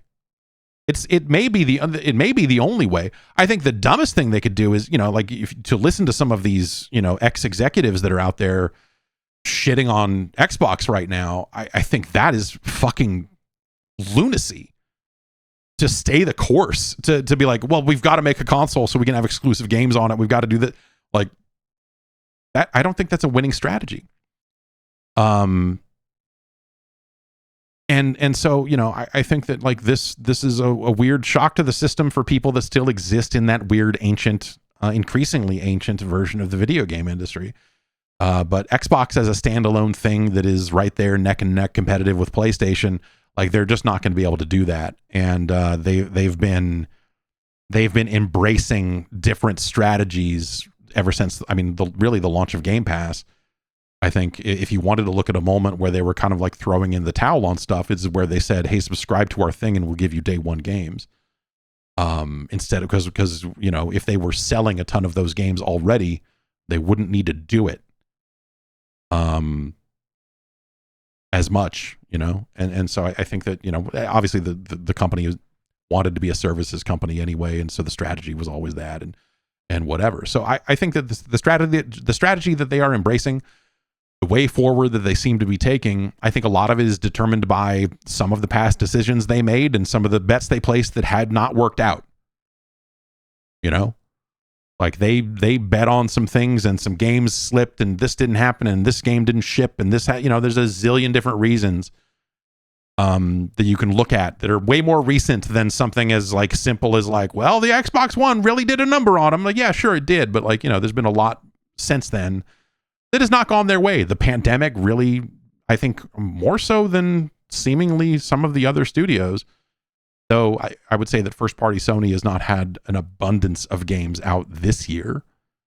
They have had a relatively slow year, but you know, the length of time it took them to close the Activision deal and get that going and some of that stuff, you know, that hassle, the things they've been dealing with there, you know, games like Fable, the games that got canceled, like Perfect Dark or whatever. I mean, you know, you have to assume that some of that stuff did get canceled for a reason. You know, if Contraband looked like a game that was going to get out of the gate and fucking do banger fucking numbers, they probably would not have completely canceled it, you know, but they're also kind of limited by being a part of Microsoft, a company that is incredibly good at doing some of the dumbest shit imaginable these days. And how much of that is a factor on some of this stuff that kind of waylays a little bit of the qualitative discussion about like, oh, did this ZeniMax game look good or not? It's like, it probably did. The reports were that people were very much into it. However, when you've got these business goals looming over your head that seem completely unrealistic for where your business is currently at, sometimes you have to cut off the arm you like and not just the three arms that you don't.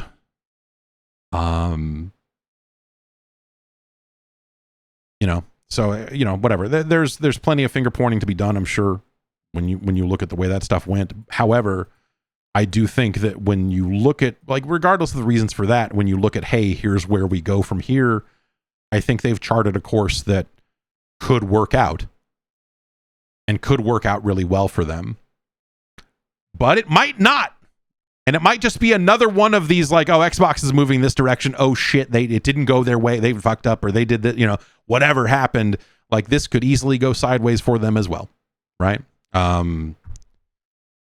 So who can say really? The business stuff I am talking about is a Bloomberg report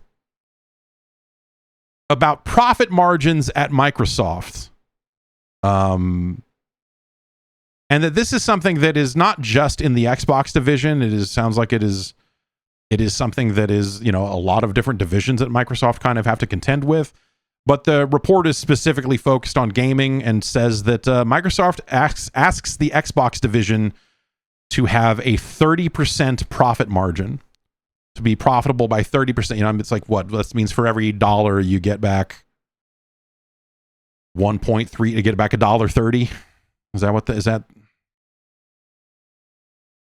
that the right math there? But that they refer to it as an accountability margin, which is great. It sounds like your buddy that keeps you from drinking. And so this is something that has been that the Xbox division has been saddled with for the past 2 years. And this is something that I think when you look at the moves that the company has made over the last 2 years, that they have ended up making all of these cuts, canceling a lot of games, and making a lot of changes. Some of this is like, you could almost look at this as some of an out with the old and with the new type stuff too, because, in the middle of all of this stuff, they bought Activision, and Activision changes the calculus on a lot of their games and how much money they make or whatever, where they're just like, okay, well, we've got Call of Duty now, and that makes somewhere in this range. But we need to make cuts over here now in order to to make sure that we keep on this goal here for margin.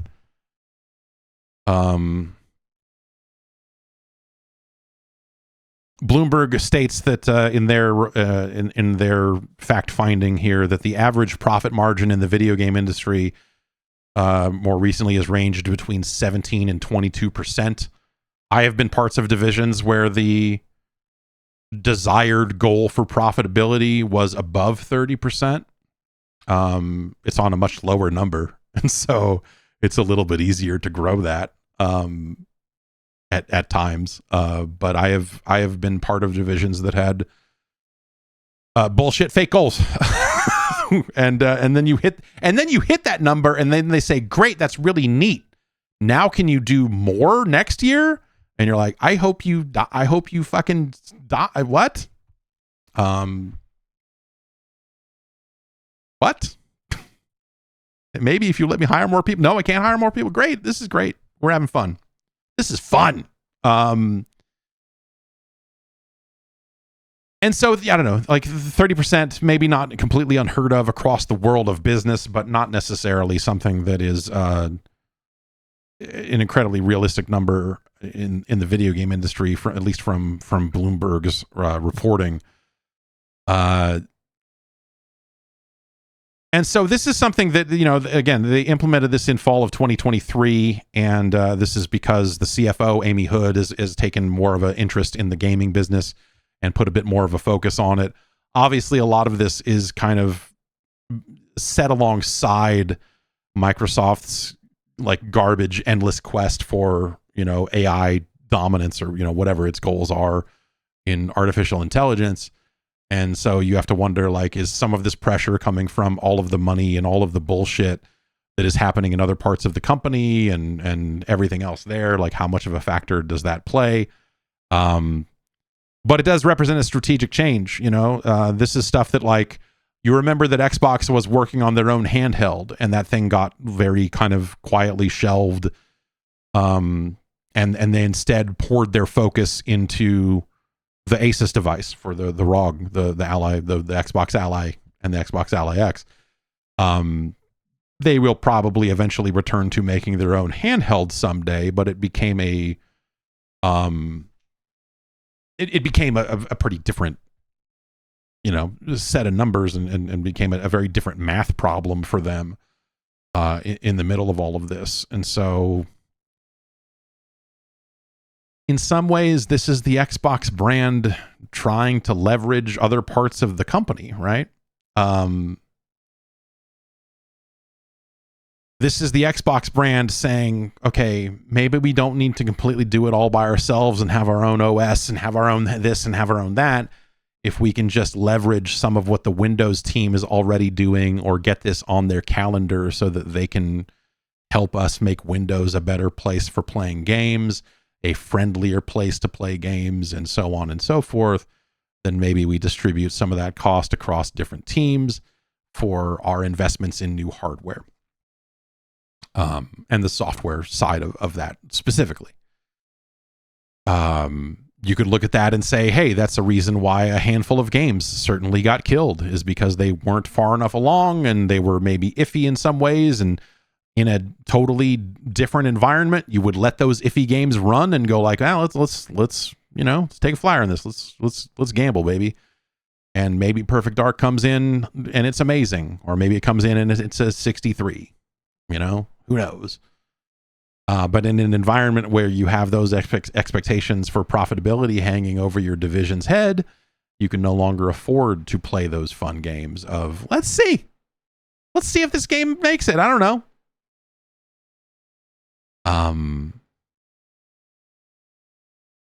So yeah, I think that like if you're trying to piece together reasons why the Xbox division has kind of continued to be the way it is, I think that's something that you could probably add on to the pile of just like, okay, yeah, and they're doing it under the expectation that they will hit this level of profitability.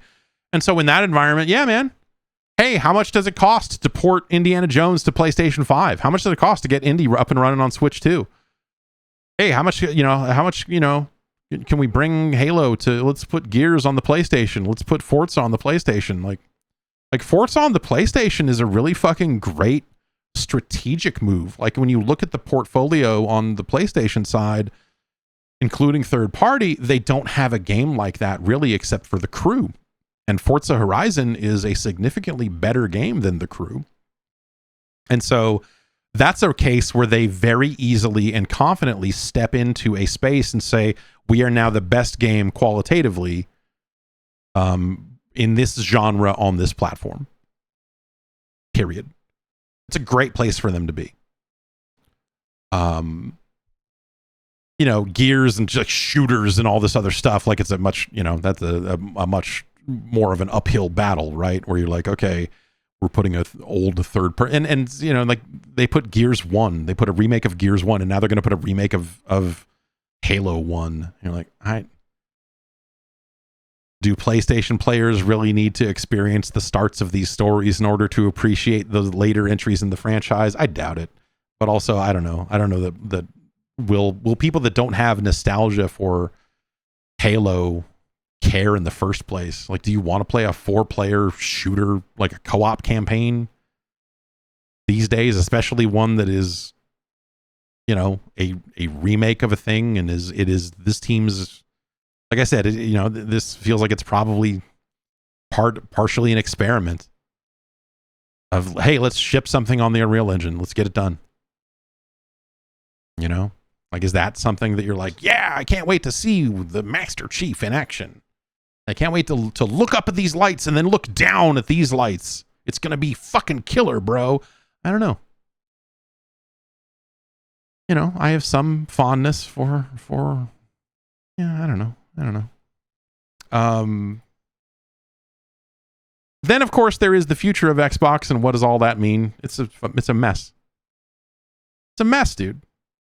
Windows Central has some reporting around that, based on kind of what they've heard in the wake of Sarah Bond's interview with Mashable, where she said that the next Xbox was going to be, what is it, like a high-end, a premium, high-end curated experience, whatever the exact phrasing was, which kind of left you to kind of fill in the blanks as to what does very premium even mean, what does curated mean in this specific case, and what we think the future of Xbox is. I think if you look at the video they put out where they talked about their partnership with AMD If you look at these interviews they've conducted over the last week where they say, oh, you can look at the handheld and get a sense of where we're headed. Like, yes, you absolutely can. 1,000%. Definitely. But the devil's in the details, right? And we talked about that a lot last week, so I won't necessarily, go through all of that again. But what Windows Central is reporting is the thing that I have said that they absolutely must do. This report says, furthermore, thanks to new silicon from AMD, already approved all the way up to CFO Amy Hood and CEO Satya Nadella, the new Xbox will also run all games currently available on the Xbox Series X and S library. That means all of the original Xbox backwards compatible games, all of the Xbox 360 backwards compatible games, all of the Xbox One backwards compatible games, and all of the current and future Xbox Series X and S games. These games will run natively on the new Xbox and launch seamlessly via the Xbox Launcher's library.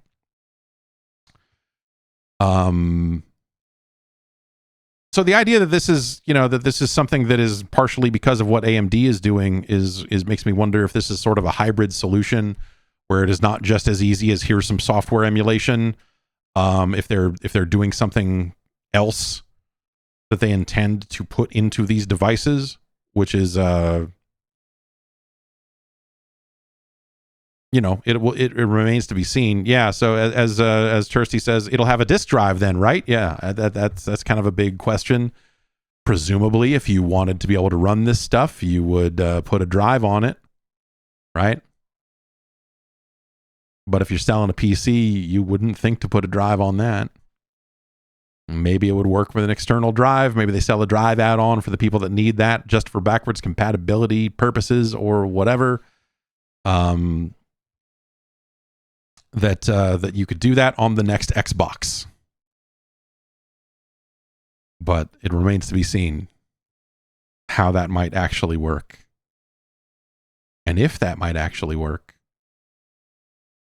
But some of their reporting based on, kind of talking to some of their sources is that, yes, hey, it will run what they are calling full bore Windows. So, not like a reduced stripped down Windows, a TV optimized console like experience layered on top. And that part of the Asus launch is an opportunity for Microsoft to get a lot of feedback on the shit they actually need to do before they ship for real. So congratulations to all the people at the Republic of Gamers. You've been wonderful guinea pigs for this experiment. Here's the experiment results. You're not done, Microsoft. You're not even close to done. You've barely gotten started. Here's the feedback on it. Your end of the bargain is bad. You have done not good work so far. You have not done nearly enough to make this experience usable for the average consumer. They know that. They knew that at launch. They knew that before launch. Like, again, it doesn't take a rocket scientist to look at that thing and go, ugh, this isn't ready. This is what we're shipping, and it'll be marginally better than the device that they put out a couple years ago, which was a Windows device that didn't have any of this stuff. So at least it's got something, but like it ain't ready. And this report is also kind of getting into, hey, what does this mean in terms of like what that hardware is and what does this mean for third parties? I think that's kind of been the other thing that I've started thinking a lot about is third party support for what's effectively a fucking PC. There's another bit in this Windows Central report that says, like any new console generation, developers will likely continue supporting the Xbox Series X and S development environment for several years after the new Xbox drops. Over time, more and more games will get next-gen Xbox native versions too, targeting the specific configuration therein.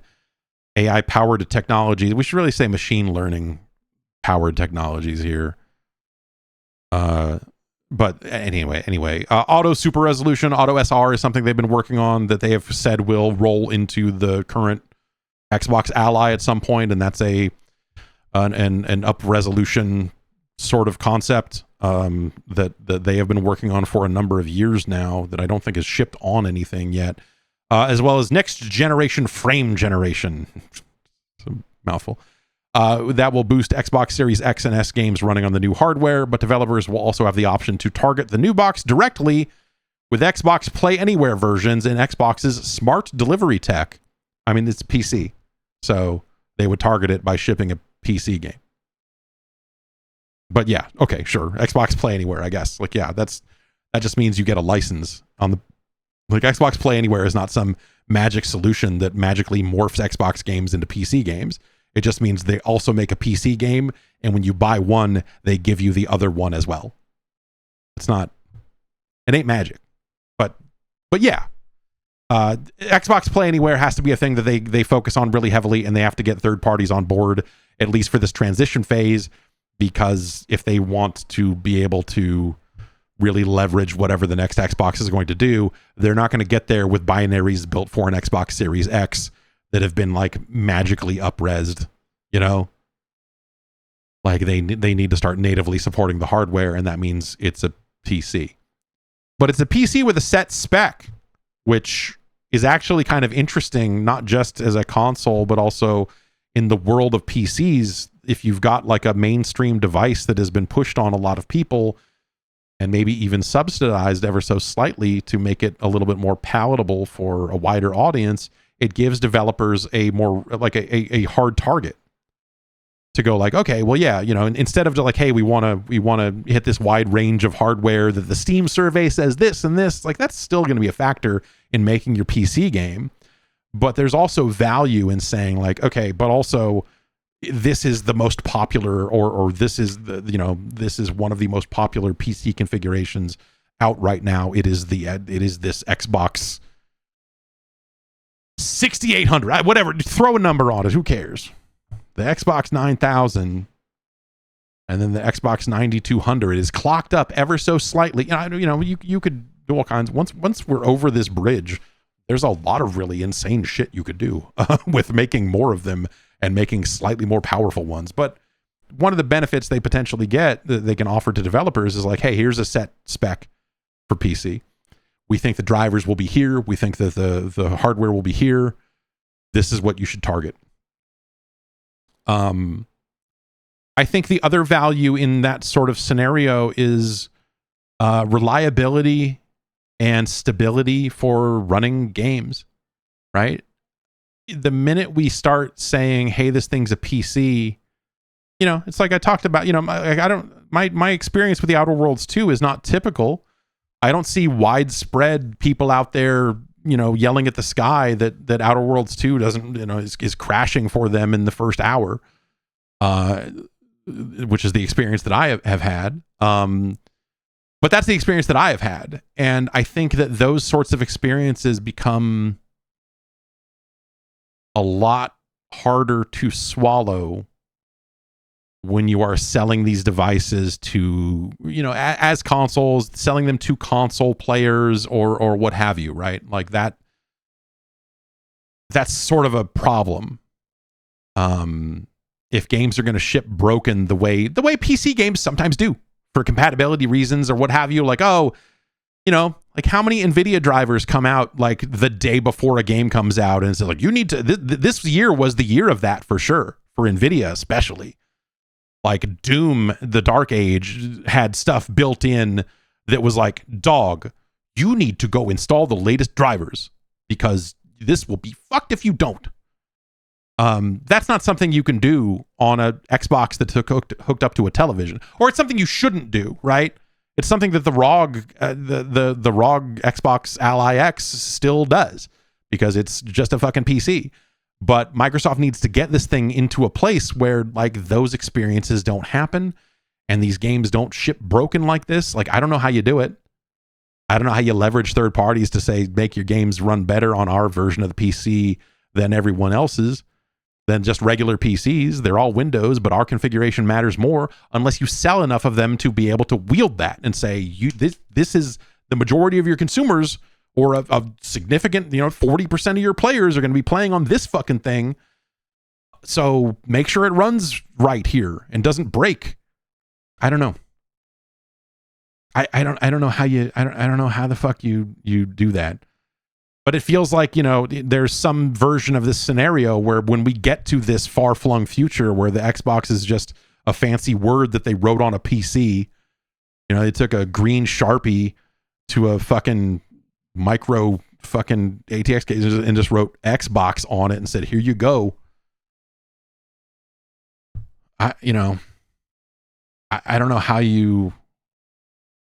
PC games have been crazy. At times, PC games have been extremely crazy for a long time. And I don't know how you tame that just because now you're suddenly trying to sell it to a more mainstream audience or whatever. I think that's a very, there's a potential major downside there with that, if the stability and overall kind of, if the overall stability of new games goes down because of this, which I don't see any other way it could be other than going down. I think that's a problem that they could run into. But Windows Central does kind of also speculate that, hey, if you've got a set piece of hardware like this, then you can pre-compile shaders. And instead of compiling shaders on the device, you download them, with alongside the game, which is what Steam likes to do with, some of the shaders on a Steam Deck. Like they'll do some of that stuff sometimes, and so that's something they could do for that specific spec of device, and that could be neat. And then I think the other big stuff around this is business related, right? Like, what do you do with Game Pass? Right now, they are charging for multiplayer. If you want to play multiplayer games, you must be subscribed to some tier of Game Pass. I don't think that flies when you are on a PC. I think if they want to continue to find ways to, like, if they want to put themselves in the best position to succeed with their storefront, they need to reduce friction there as much as possible. Making it the default launcher on these devices is certainly a big step in that direction until antitrust gets to them and goes, hey, what the fuck? The fuck are you doing? But also, you're not, if you charge for multiplayer in that environment, you're just telling people, hey, you should install Steam. Or God forbid the Epic Store, and never buy a game from us directly, because so like this story presents it as like, hey, that's probably what they'll do, but there seems to be some discussion around it. If there's discussion around this in a way where it's like, hey, we still want to find a way to charge for multiplayer, even though we want to make a full-blown Windows machine. If that's the mentality, if that mentality is taken hold in any real way, if there's any real discussion, like in those meetings, if those people that are saying that out loud, the people on the other side of that argument should just look at them and just go, yeah, okay, yeah, we'll hang on to that. Yeah, that'll, yeah, sure, we can do that. Yeah, I bet we can just maintain that and not lose every last little bit of market share. Like, people will go buy our box and then uninstall our store from it. Like this, like, was that what you want? Because that's the stage you're setting right now. Are you out of your fucking mind? What, are you going to sell a Windows machine and say, hook this up to your TV and then give us $20 a month so you can play internet games? Like, get fucked. What, are you high? Are you fucking high? No, that will never work. If Microsoft does not have a person internally that is saying exactly that to people, I am available on a consulting basis to show up and say, are you fucking high? That is it. I will come in there for 15 grand. I will walk into any meeting you've got and I will say, are you fucking high? And then I will turn around and leave.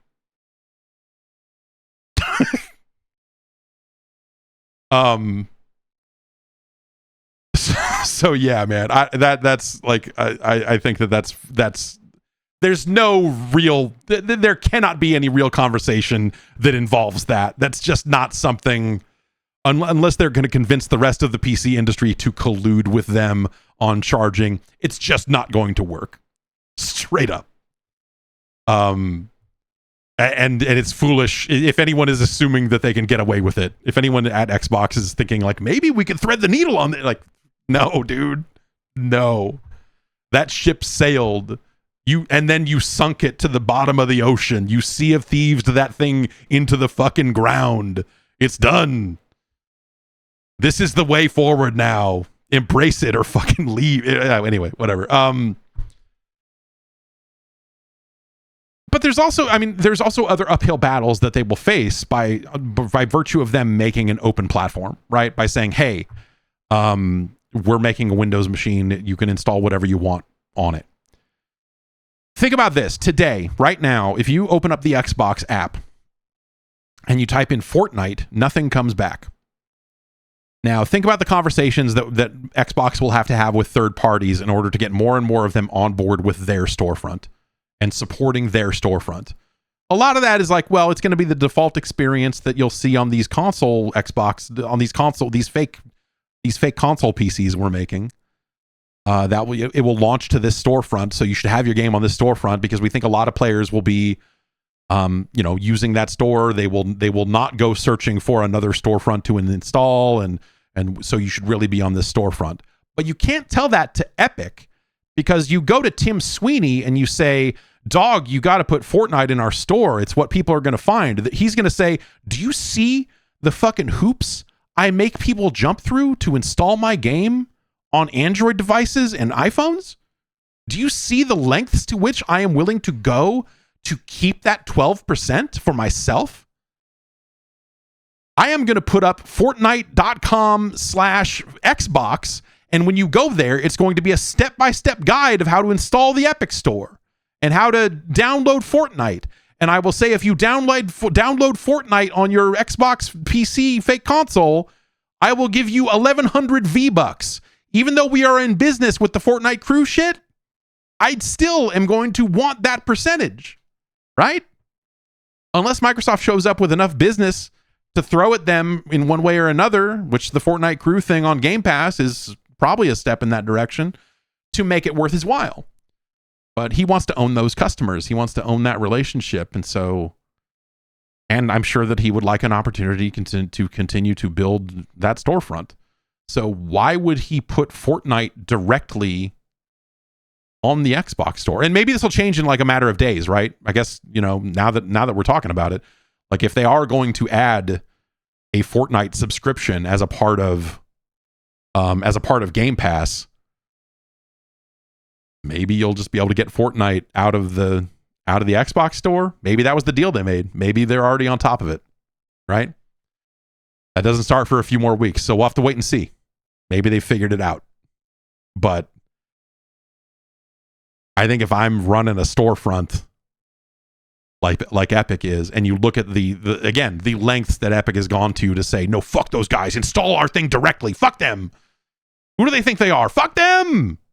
Then that's kind of a weird pressure point there at that point. Obviously, they do business with them on the console versions of the game because they can't install their store on a console directly. But the minute they can, they're going to be like, yeah, awesome.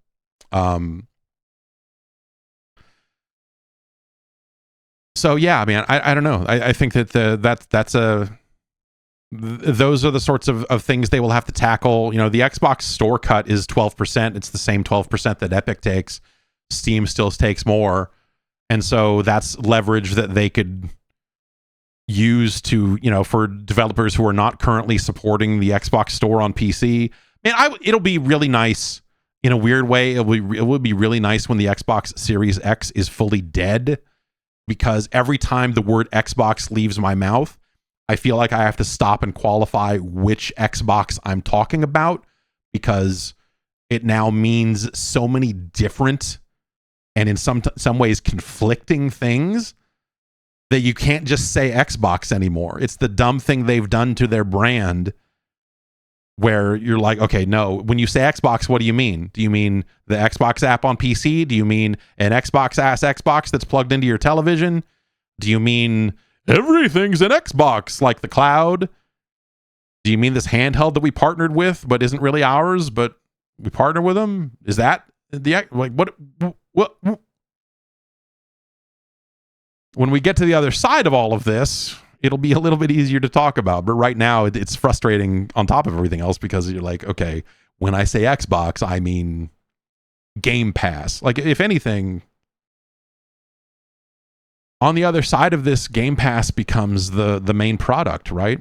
Like, sure, they want to sell consoles and all of that, but, you know, if we assume that they bring all of this stuff to every Windows machine in existence, if you want that optionally, you know, the Xbox storefront probably gets a lot better on every single Windows 11 machine as a result of these changes that they will make.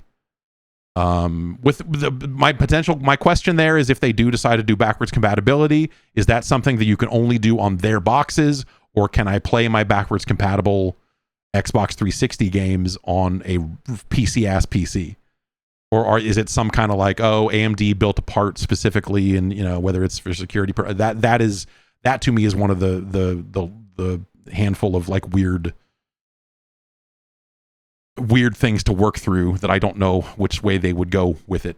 Ideally, I think all of that stuff should work on every single Windows machine that can run it. You know, everything that is a PC should be able to do all of this shit. You know, ideally, it's not limited to people with AMD, you know, like, you know, everything else, right? So, but we do kind of have to wait and see. But like, part of this is, you know, I think when we get back to the Halo story and the way that the release of Halo on PlayStation has led to people going like, it's over, God.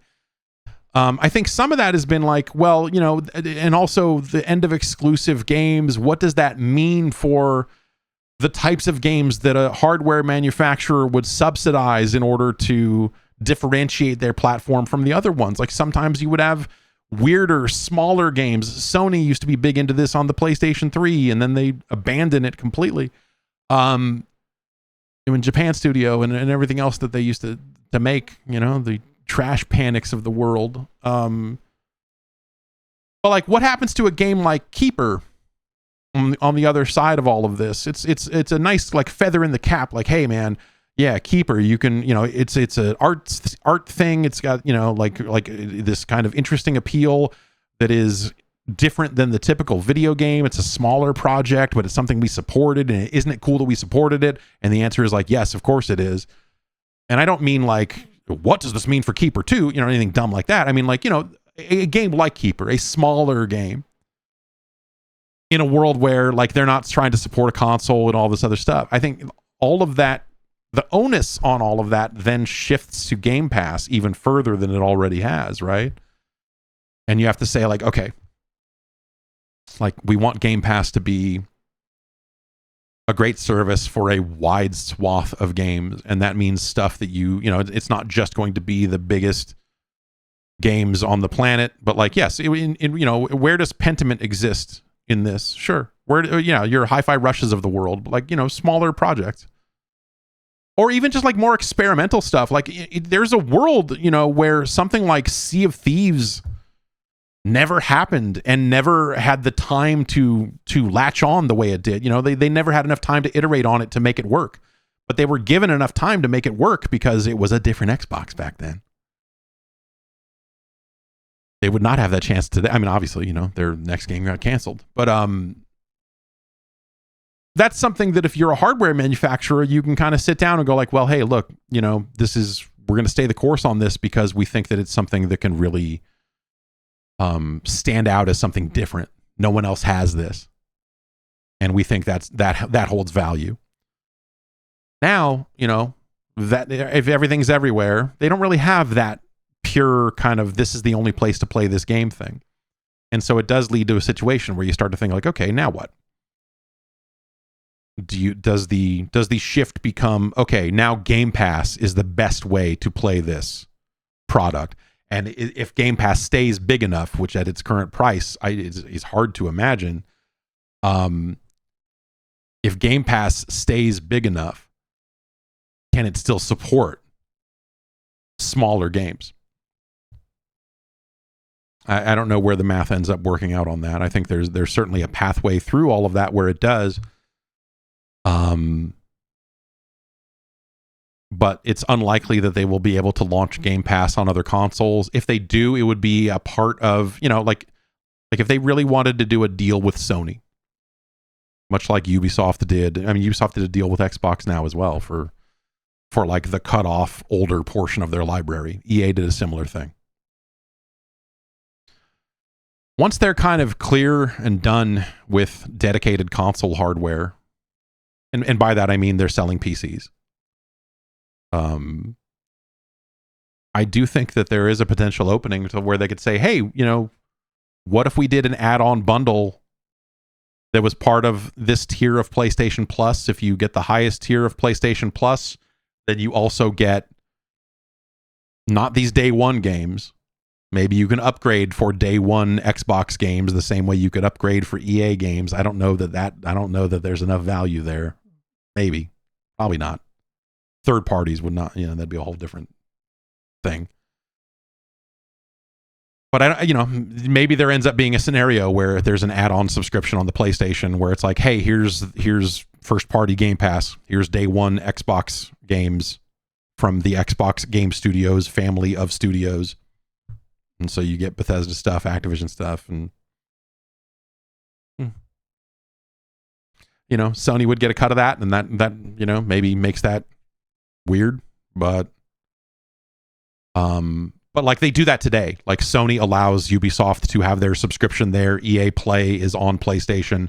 There's no reason philosophically that Sony would not want to do that for Microsoft, except for the part where Microsoft is still kind of in the console business. I think that once they get on the other side of that and they're in the HTPC business. No, what are we going to call it, man? It's not a console. You can't really, you know, it's not a console insofar as it's a PC. It's not a console. It's a consoleized PC, right? But it's probably not a console, and it probably occupies a different space. It is in fact a device that will be able to run first-party PlayStation games 6 months after their release. Does Sony launch their own store on PC and say, actually, rather than letting Microsoft take 12% or letting Steam take 30%, does this lead to everyone trying to leave Steam all over again, you know? And going like, hey, it's the Wild West over here. We're just going to launch our own store. Fuck it. I hope not, because that's a mess. It's a bad mess. But, you know, what if they did that? What if that was, you know, Sony's pathway forward where they realize like, okay, actually, you know, hey, we think we're going to maybe change the way we do PC games. Maybe it's not going to be 6 months. Maybe it's going to be 90 days. Maybe it's not going to be 90 days. Maybe it's going to be day and date. Maybe they eventually get there. Maybe they eventually cross that bridge and say, actually, yeah, dude, like just buy the games. Like Marvel, have you seen the cut Marvel is taking on Wolverine? Please just give us money for this fucking video game. We don't care where. Holy shit. You know, maybe they get to that point with some of this stuff. As far-fetched as that might seem right now, a lot of what Microsoft is doing would have seemed far-fetched a couple of years ago too. So I don't know. I don't know where that all goes. But yeah, the Fortnite thing, and again, you know, maybe they figure that out and that's part of the Fortnite crew Game Pass subscription thing, and maybe we will see Fortnite on the Xbox store in a couple of weeks. Or maybe not. I don't know. Amazon. The book people. According to Bloomberg, they are laying off over 14,000 people. These are referred to as corporate jobs, which I assume means not warehouse jobs.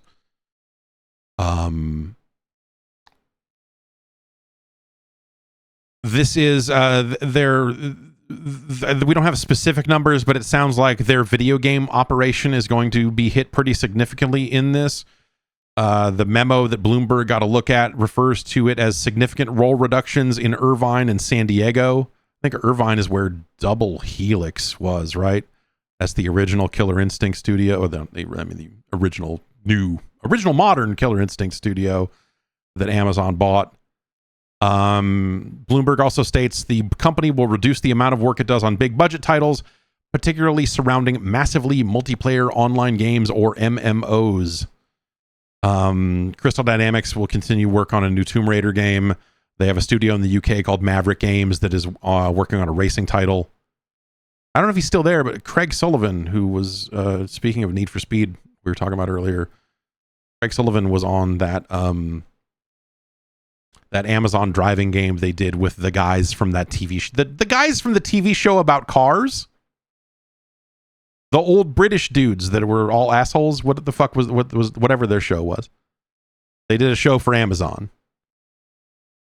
And then they made a video game, The Grand Tour. Thank you. Yes. They made a video game based on The Grand Tour that was not good. I don't know if Maverick Games is an Amazon studio or not, but they are working on a racing game for Amazon, I guess.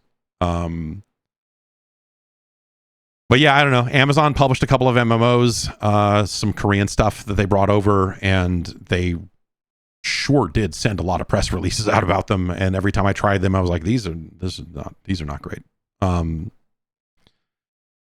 So yeah, it sounds like that they are at least cutting some of the MMO business, and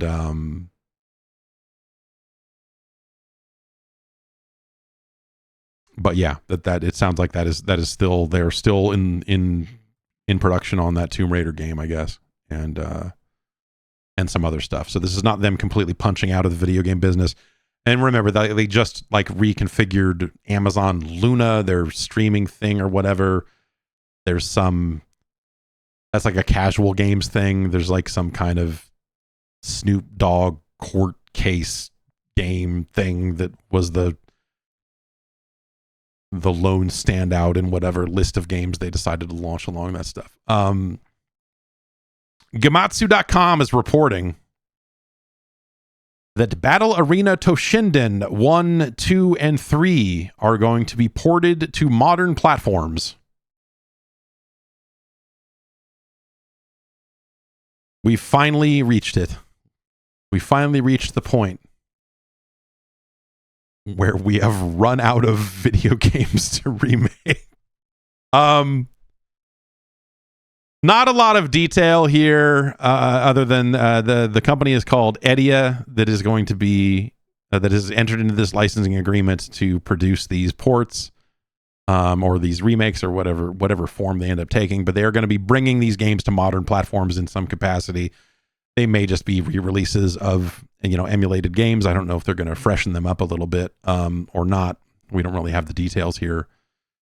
Other than they will be released sometime in fiscal year 26 and 27.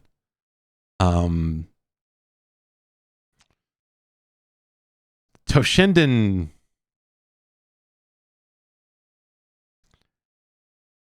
good on them, man. Toshinden, for better or worse, is it's a legendary early PlayStation game. It's one of the first. It's long forgotten because why would you bother remembering it unless you're sick in the head as I am? Toshinden 3 is not a bad game today.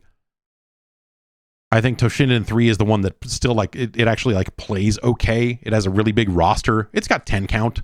It can run at 60 frames per second. If you go flat shaded, if you turn off the shading, it'll run faster, which is crazy. I'm holding out for the Bloody Roar remake compilation, honestly. If we're going to get into re-releasing B tier, C tier fighting games from the PlayStation era, we should really be getting a bunch of Bloody Roar games.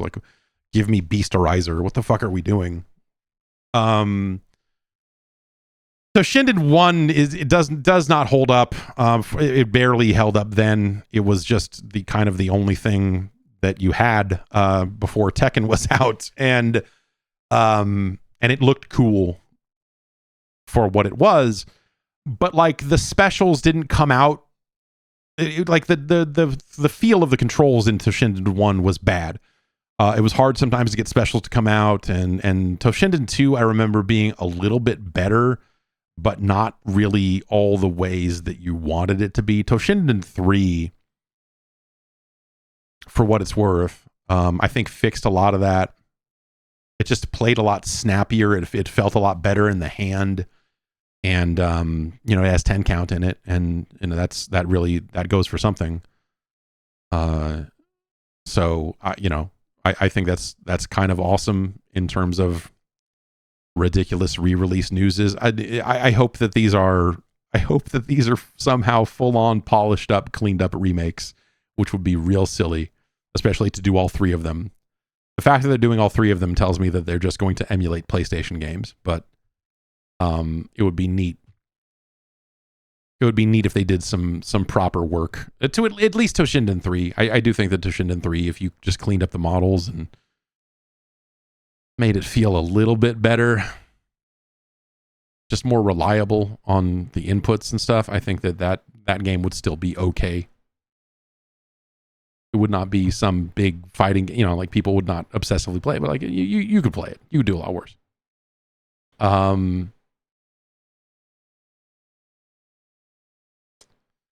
Meanwhile, while the entire video game industry is going through some kind of gigantic identity crisis about what it does and how it does it, Valve has made some changes to the way Counter-Strike 2 handles skins. And depending on who you believe, this is one of the dumbest sentences. Valve made changes to Counter-Strike 2 that knocked off $2 billion off the market cap for Counter-Strike 2 skins. I think if your game is something that has something that could be referred to as a market cap, we've perhaps made some mistakes about how we are living our lives. This is, these numbers are always, and PC Gamer among the outlets that wrote this up, PC Gamer does kind of note even that like it's really hard to get a firm number on this stuff because the same scumbags that are big into Counter-Strike 2 skins are also running the same type, all the skin trading sites are all a bunch of fucking crypto creeps anyway, and so it's like fake money for fake money, trading fake money to get gun skins to trade for other stuff, so just all the way down, it's a bunch of people who are incentivized to lie about the numbers and make it sound bigger than it is.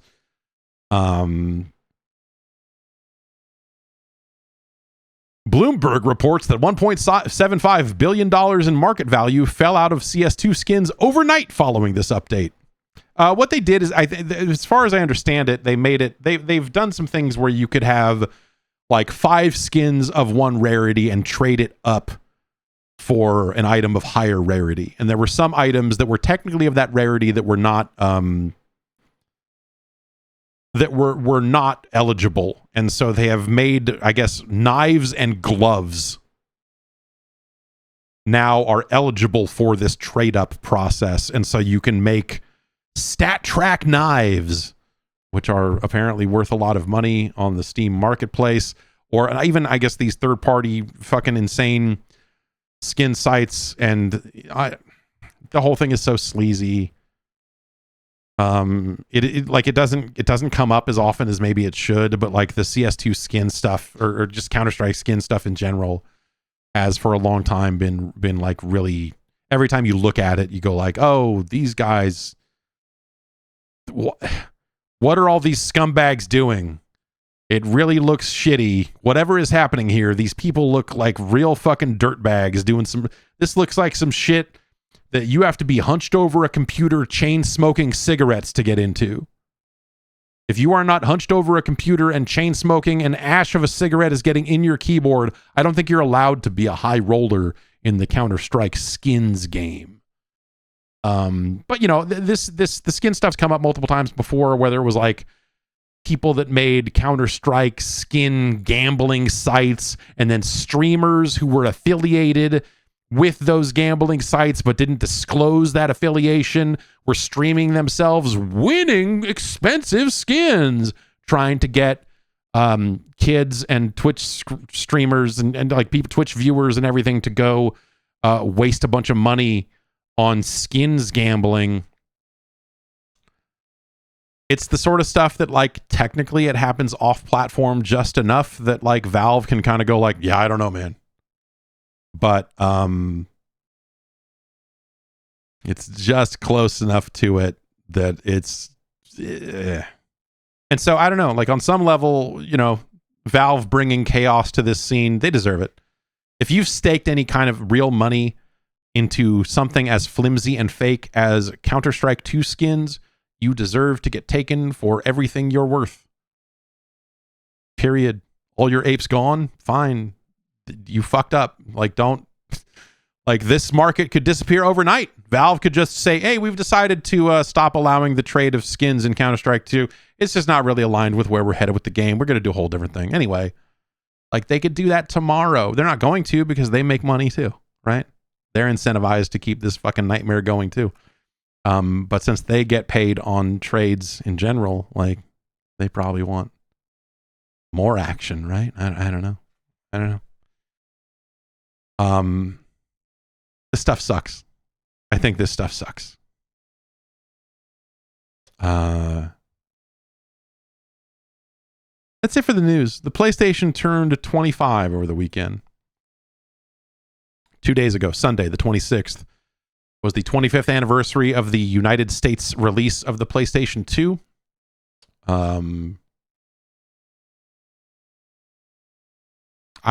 This is going to come as a shock to you. I like the PlayStation 2.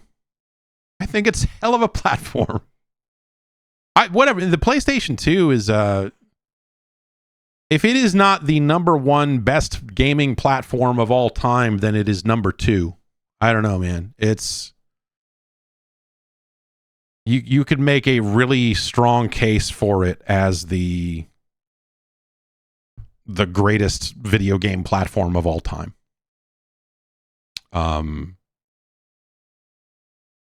Just the number of games that were coming, like the variety of games, all of that sort of stuff. You know, it's, you know, you could try to say the Super Nintendo is better, and I would hear that argument and kind of nod and go, yeah, okay. But I don't know where I actually land on that conversation, because I have to stare at more PS2 games. But I feel like the length of that generation and the breadth of games that were coming out, it was still in an era when you could import games and get excited by, I mean, you know, that's how Katamari, when Katamari first came out, it was, you know, you imported it and went, there's no way they're going to release this in the US. This is too cool, you know? Just an amazing platform. Parappa the Rapper 2 with its noodle rap. Ugh. Hell of a game. Yeah, I think that it's a really strong case to be made that the PlayStation 2 is the greatest gaming platform of all time. I'm kind of talking myself into it more and more as we sit here, but you know, just such a wide range of support from so many different parts of the world and so many different genres and everything, you know, just in terms of, you know, all the studios in the US that got on board with it immediately and started putting out a zillion different games. Sony's first party support, I think, was terrific worldwide. They still had a varied sports business. This was still an era when game day could sort of matter a little bit there. Not for too much longer, but you know, there was still that there, along with their baseball offerings. And this was back when you could make just an ATV racing game. I mean, you know, they made that on PlayStation 1 and stuff too, but like, you know, there were some good, just straight up ATV racing games that came out. Just a wide range of stuff, you know. That's the platform where Tony Hawk's Pro Skater 3 came out. I mean, what the fuck more do you want, dude? What do you want out of video games? What the fuck is wrong with you? Like, that's where the Sly Cooper games came from. Like, what the fuck are you doing, man? Are you broken inside? Come on, son. It's the fucking PlayStation fucking 2. Burnout 3, man. Like, fucking, yeah, Amplitude. Like, you know, this is, yeah, what are we doing? Just an amazing library. You know, I've talked about, you know, like whatever, I was waiting in line because we needed more PlayStation 2s for the office, and so we all had to go wait in line. We spread out across all these different stores, and I was I sat in front of the fucking Walmart in Rohnert Park all night, and that was a trip, but it was fun. I don't know. We didn't bring enough stuff. We didn't bring enough chairs. We were not prepared to wait in a line all night. But yeah, it was a great platform. It was an amazing platform for games both big and small. Grand Theft Auto 3 and the games that followed it, you know, like the Warriors. There's just, yeah, I don't know, man, Bully. Like, there's just a huge, just a ton of profound output around the world. You know, it's where Sega's stuff first started appearing as third party stuff, right? You know, like as much as it's neat that, well, what is it? It's the Dreamcast version of Rez runs at a slightly higher resolution, but it runs at a better frame rate on PS2. Is that what it is? Or is it? Yeah, it runs at 60 on PS2, but it's a little smoother. Yeah, yes. Tekken 4, Death by Degrees, the high points of the Tekken franchise, all right there for you. God, Tekken Tag is a launch game. Amazing launch game. Long lasting, you know. Persona 4, multiple Virtua Fighters, and yeah, just a terrific system top to bottom, man. You know, it was a platform that grew into the era of online gaming and didn't necessarily have a ton of online games, but they started having more and more there before we kind of got to solidifying that around the time of the Xbox 360. But like SOCOM existed there. They put out fucking Final Fantasy 11 on that thing. They put MMOs on that PlayStation. They should make, you're right. They should make another PS2. Someone should make another PS2. That's a good idea.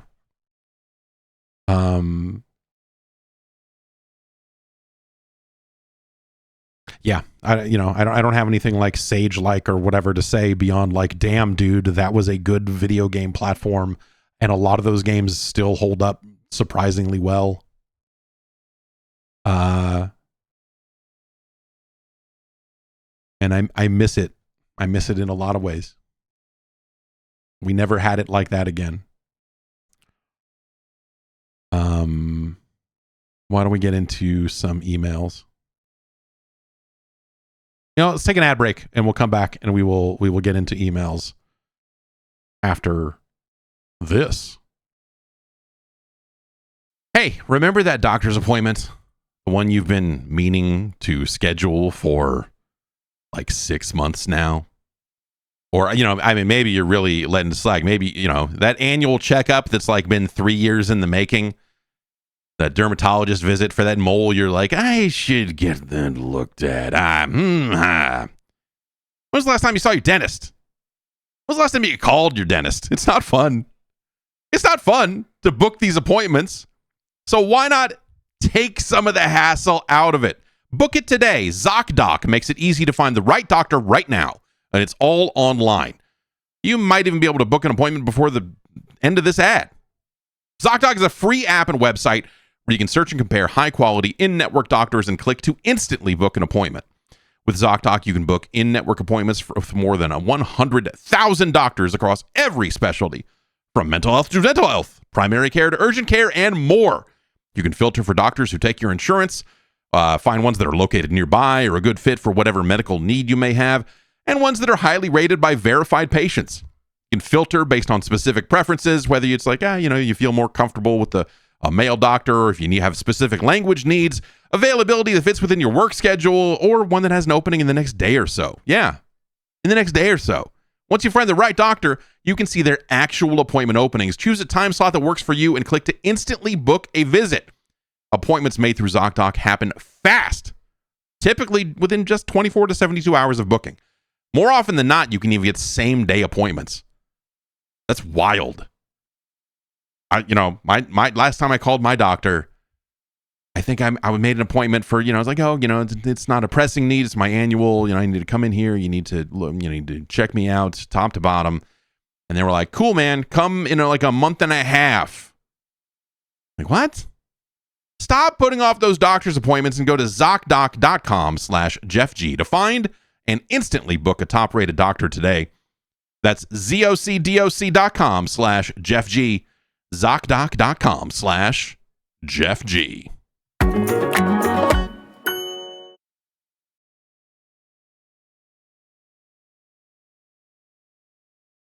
Okay, podcast@guard.bike is the email address.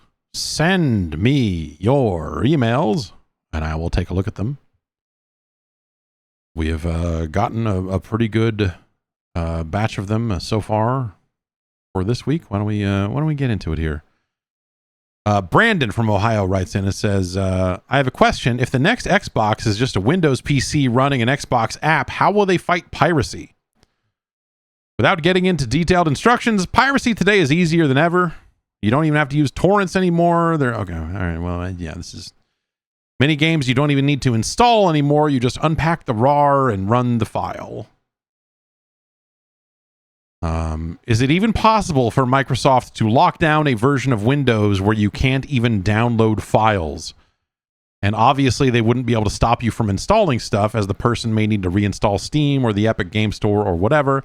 Or what if they tried? Then that would mess with sites like GOG and the Humble Store. I don't think it would be possible to lock down Windows like that. Outside of forcing every developer and publisher from using the newest version of Denuvo, I don't understand how they're going to be able to keep a lid on this. Yeah. Well, I think if you look at the numbers on piracy and you look at the convenience of Steam and, you know, some of that stuff, I guess, like, my feeling on it is that I don't think piracy is as big of a problem as it maybe has been in the past. And I do think that we do have a lot of games out there that require server connections and don't work well if you don't have internet. And you know, like Battlefield 6, you cannot pirate Battlefield 6 because the first thing you do when you launch it is that it connects to a server. And so what are you going to do? You're going to fake connect to that? So, you know, like a lot of that stuff is relatively insurmountable. Even the campaign in Battlefield 6 doesn't become available until you make that server connection. There's potentially a world where they hack the campaign out of it someday and make that a standalone thing that you could download and bootleg or whatever. But like that's not like, also who cares? That is not the reason anyone buys Battlefield in the first place. So, you know, like it's kind of it's one of the reasons why I think the video game industry likes some of these server-based games or live service games or what have you, is also it completely removes any worry they have about piracy. This is a thing that single-player games have to contend with.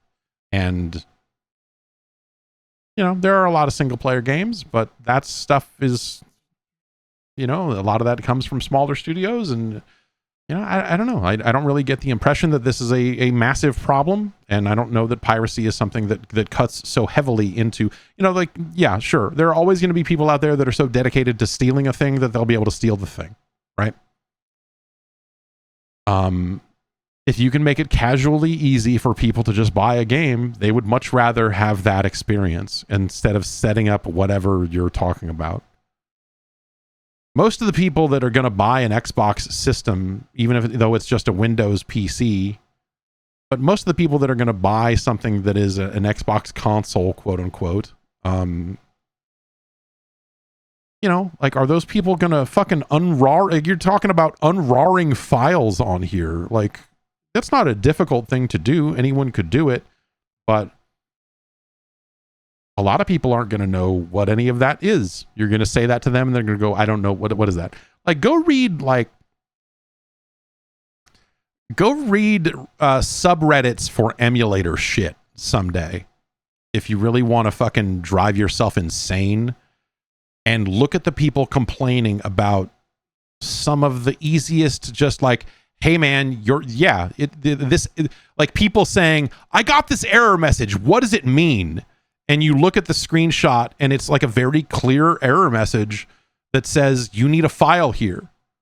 And I want to reply to it and be like, and just write the error message back in and hit submit and say, fuck.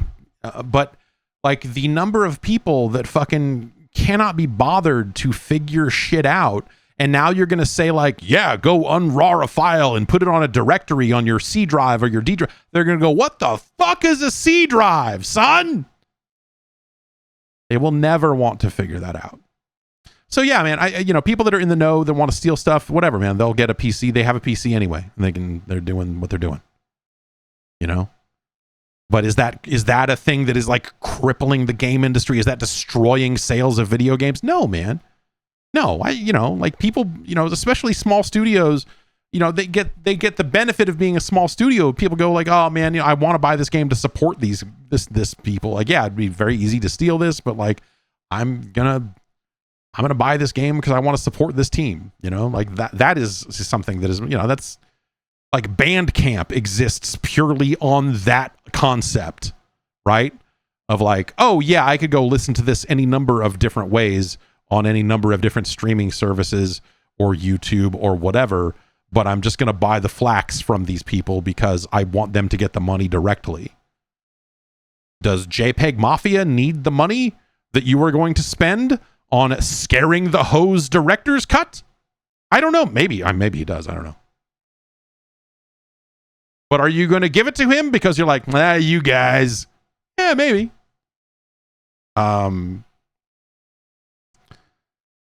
And so, yeah, I think that like there's a certain aspect to this of just like, yeah, people that know what they're doing and want to do that will find a way to do it no matter what. A new device that just happens to hook up to your TV more easily doesn't change anything there. Like people that wanted to get free games, they probably bought a PC a while ago and do it, but I don't think that this makes it any easier for them. So I don't think it's something that they necessarily need to like worry about locking down. There's some aspect to it where like you go, oh, if you're going to run console games on this, like console security has been such a thing for so long. From a perspective of like, oh, we're going to ban these Xbox accounts because they were running bootleg versions of discs, or they were connecting to Xbox Live servers for this Call of Duty game and they hacked it so that they did this and that. And, they used to try to protect that stuff. They don't give a shit about those old servers anymore now. But yeah, it used to, like, security was something I always thought of as like, okay, we want to make sure that no one is copying Xbox 360 discs, like games on PC and everything like that. That stuff is, I think it's still just a slightly high enough bar that you really got to want it. And I don't think most people want it. And I think the people who truly want it will get it no matter what. The existence of a console, of a PC that hooks up to your television doesn't change the math on that one bit.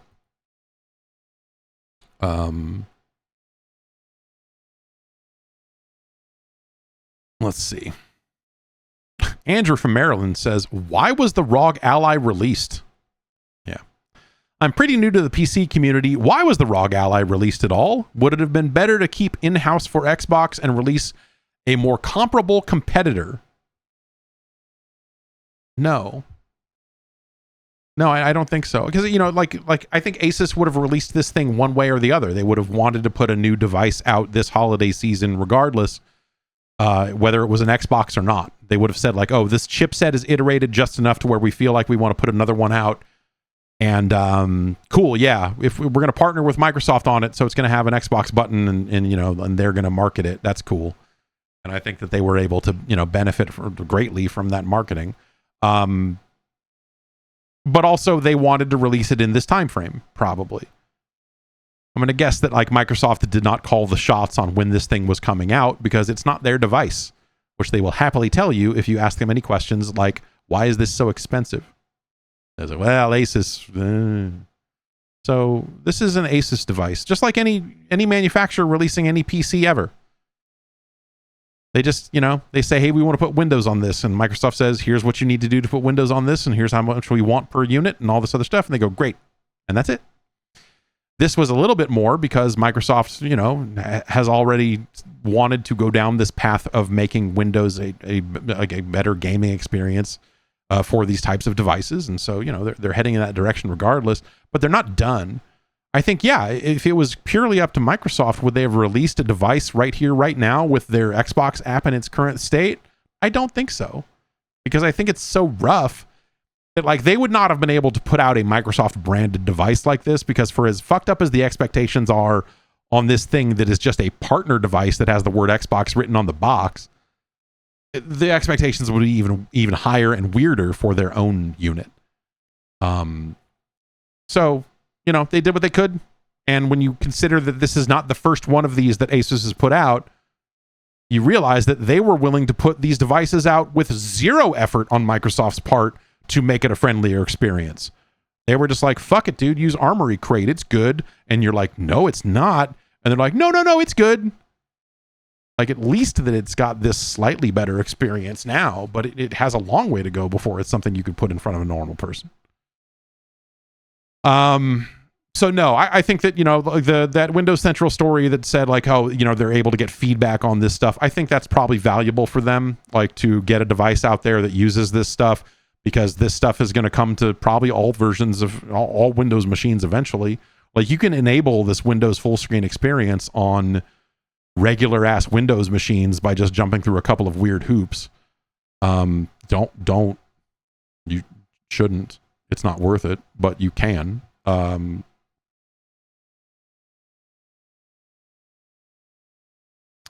Andrew from Maryland, writes in and asks, why isn't Halo 5 on Steam? Who cares? Is it bad that the answer is who cares? Is that a bad answer? I launched the Xbox app and it popped up an ad. Starting November 4th, subscription price will be updated in applicable regions. Select view my plan to learn more. And then they say what you like, the cool benefits you will get. I found, you know, if you care about this, I was at Target the other day. I don't know what the fuck I was doing. I had to get some diapers. And they had 3-month Game Pass Ultimate cards for $45, which are normally supposed to be $60, and then obviously on the other side of this price change will be even more. It looks like that stuff still rings up as 3 months of Ultimate, so if you wanted to pad your account out before the price got even stupider, that's an option, I guess. Yeah, I don't know. Why isn't Halo 5 on Steam? Is Halo 5 on PC at all? No, right? I mean, they didn't do a PC version of Halo 5. It came out at a time when they were not doing that. And so, you know, there's no actual version of, yeah, okay, yeah, they put that Forge thing on PC, that's right. Halo 5 is not like a super well regarded, you know, like, I don't know, like it came out, it did that card thing with the multiplayer and that was kind of weird, and you know, the campaign was not, you know, it's not a terrible video game, but there's no one, you know, like very few people are clamoring for it, and I don't think that there's enough people out there that are like, but we've got to be able to play the complete Halo saga, and we're missing this big chunk that is trapped on the Xbox One, and you know, I don't know, it's going to go down in history the same way MGS4 did. Is like, I don't know, maybe eventually it'll happen. Maybe eventually it'll happen. Eventually they'll remake Halo 5, right? They'll have to.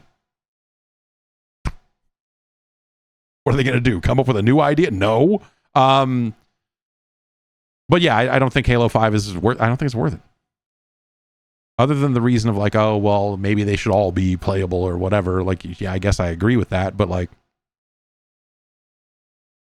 you're okay.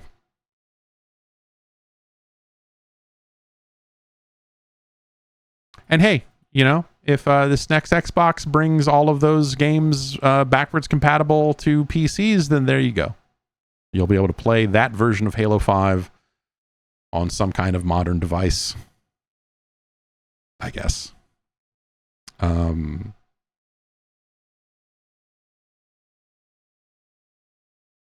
Let's see here.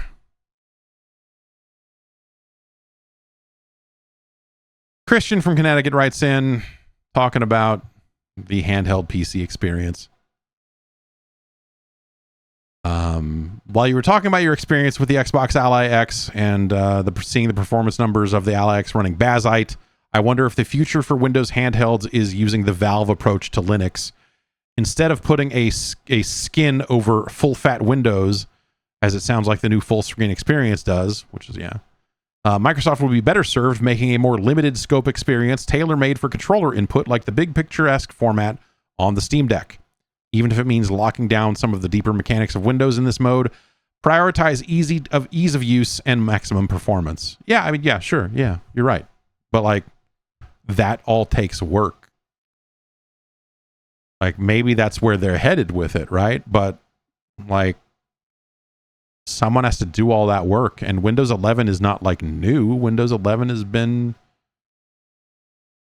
like, they've been bolting more and more bad stuff onto Windows 11. You know, it's not, you know, maybe this is something that when it comes to, I say this, but like, this is dumb because this is not how Windows works. As I say, maybe when Windows 12 comes along, they'll build it from the ground up in such a way that they can, you know, fork it off and say, here's the more optimized gaming version of the US, and here's the disaster version for those of you that want to, you know, use OneDrive. I don't know. But at the end of the day, I think that they want all of those people to use OneDrive. They want all of those people to use all of those Windows things, even if they're using them in console-like ways, right? And so I don't know that I don't know that anything changes there meaningfully. I think I would not want a machine that could not do what a Windows machine was fully capable of, right? I want an open platform, and by that I mean I want something that is widely compatible without developers having to go out of their way to support this fork of Windows, right? I want to be able to install whatever crazy shit I like, whatever fucked up emulator, whatever external storefront, Steam, Epic, whatever, the Riot client, you know, whatever, right? I want to be able to remote desktop into it. I want to be able to map network drives to save storage space. I want to be able to do stuff, right? I want to be able to play the PlayStation 3 version of Afterburner Climax on it. And the more you obfuscate Windows and make it into a console experience, the more you're just duplicating the thing they're trying to get away from, right? The more you lock it down and make it a different thing, like at some point that loses the benefit, or it loses at least some of the benefits, and you'll run into problems where like, oh, this obscure Steam game takes advantage of this specific Windows thing, and it doesn't run because this fucked up gaming Windows doesn't do it right. You know? Like, oh, this gaming version of Windows, it doesn't have that API is not here, these DLLs are not here. This stuff just doesn't run. Like, oh, you're using this version. You want to install DirectX 7 on this? What are you, high? Like, yeah, you know, you want some old game to run. Like, maybe you need that shit. And so I want this thing to just do that. And so it's hard because I think they need to do it both ways, right? They have to find a way to optimize everything that is there without compromising on the compatibility. And I think that that's just a very tall order. I think that's a very big ask. I think that's a very hard problem to solve. And that to me is the linchpin of this entire thing. And I talk about it like, you know, if they pull this off, I think it could be really cool. And I think if they pull this off, I think it's something that would actually have knock-on effects that would be good for just about everyone that plays PC games. You know, developers being able to, you know, just I think that would benefit a lot of games a lot of different ways. But if they have to do extra work to make sure they're supporting this fucked up offshoot version of Windows, Microsoft has lost these developers already. They're like, okay, we have to do even more work now to make a PC version of the game. Like, come on. So yeah, I don't think that's, I just don't know that that's possible. We'll see where they get to with it, but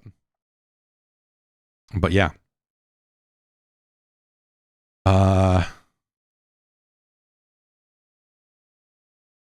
Let's see here. Speaking of handhelds, I didn't mention this. I bought that Xbox Ally X, and I think I'm gonna keep it. When I bought a ROG Ally X originally, or maybe it was just a regular ROG Ally, whatever it was, I returned it because it had like crazy heat issues to the point where it got so hot it was pushing the micro SD card out of its slot. Like the SD drive would not stay mounted because it would get so hot that it would just expand and push it out of its slot ever so slightly. Ridiculous. And between that and the software experience being super bad, I was just like, why would anyone use this over a Steam Deck? This is stupid. So I returned it. I think I'm going to hang on to this thing. I don't know why, but I think I'm going to hang on to the Xbox Ally X. But it got caught in a boot loop on me. I hadn't turned it on it was under 24 hours. It was like 18 hours or something. I had left it in like sleep mode. Just sitting at the menu. It wasn't like a game running or anything crazy like that. But I went and I turned it on and it just said, like big, they got rid of the blue screen in a lot of cases and just have a black screen that says, you've encountered an error. We'll reboot for you, and had an error message at the bottom of the screen. And so it said, cool, man. And so I was like, okay, well, that's fucked up. It rebooted and booted right back into that same error message about 20 times in a row. After about 5 times, it comes up and says, starting automatic repair. And I'm like, okay, well, maybe this will... And then it would go through automatic repair, reboot, and then boot right back to the error message again, and do that 5 more times, and then try to do automatic repair, and then boot 5 more times. And so after about 20 of those, I was like, man, fuck, this sucks. What the fuck? Can't believe this shit. This thing is fucking cursed. I booted into the BIOS. You can hold down, like, because it doesn't have keyboard or whatever, you can hold volume down when you're booting it, and it will boot into the BIOS screen on it. And from there, there's a cloud recovery that you can boot into. And I was like, well, hopefully this doesn't wipe everything, but dude, I don't know. And so I hit cloud recovery, and it sat there for a really long time, bar crawling across the screen, and got to about 80% and failed. Like, awesome. That's great. Then I had to like manually power it down and power it back on, and then it went in the boot loop again a bunch. I'm like, okay, all right, we got to get back into the BIOS. And at this point I was like, man, maybe I should just return this thing to the store. This is what a fucking waste of time. And then I went back into the BIOS and ran the cloud recovery again. It completed. Then it rebooted. And it had the same error message about 5 more times or whatever. And it got into the automatic repair thing that Windows will do when it fails to boot. And then the automatic repair completed. And then it booted up. Once it was there, it had ditched my PIN number and my fingerprint information for like the 3rd time in the 2 weeks that I've had this thing. It is like ditched my Windows Hello options. So I had to go and do all that again. And then since then, it's been okay. Ha ha ha ha ha. Also, the entire time it was doing this, the thing was like fucking... The back of the unit and the top of the unit was too hot to touch. So it was thinking real hard about booting up. It was just like, what the fuck, man? Oh. What a, and again, man, I don't know. Like, I was looking at it and going like, well, if all else fails, like, it's just a fucking computer. So, like, I can put a fucking Windows ISO on a USB stick and fix this thing. If I have to fix it like a computer, I will fix it like a computer, I suppose. But I really didn't want to do that. And so, I'm glad that it came back up without me having to do that. But like the whole time I was thinking like, man, again, most people will not know to like, well, I've got to go download a Windows 11 ISO and I've got to put it on a USB stick and I've got to be able to boot to USB and I've got to go in the BIOS and make sure that like most people are not going to know the steps to do that. Most people, if this happens to them on their Xbox, they're going to go, uh-oh, Xbox broken. Geek Squad, help me, or whatever. I don't know what are they going to do, right? They're going to call up support and say, your thing sucks. I don't know. Like that all of that just kind of just all of that kind of looms large as they move in this direction of like, yo man, we're going to all these things are going to be PCs. I think that there's a weird downside to that I think there's just a lot of consumers that are just not ready, and they never will be ready to do what it takes to maintain a motherfucking computer. You know? It's just, yeah, I don't know. It's it just seems like a rough thing that they will run into. It's like, and people shouldn't necessarily have to know. Like, you know, like you when you're buying what you think is an Xbox, like that's part of the process, right? Is you go like, hey, it's like a VCR, man. I don't know. I turned it on, it fucking works. It plays the tapes. Let me play the Halo 5 tape. You know? But, you know, if we get further and further into this and you think about PC games and how crazy PCs can be sometimes, when PCs work, they work great. And a lot of the time they just do. And then occasionally just some shit goes down and you're like, damn, son, this, I don't know. I don't know what we're going to do. I don't know what to do next. And I think about the number of people that might end up with that and end up with that problem or a similar problem. And it's like, I don't know. I shake my head.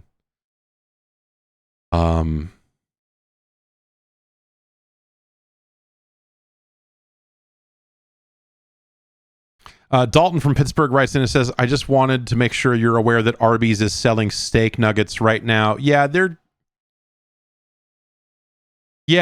Arby's has what they call steak nuggets.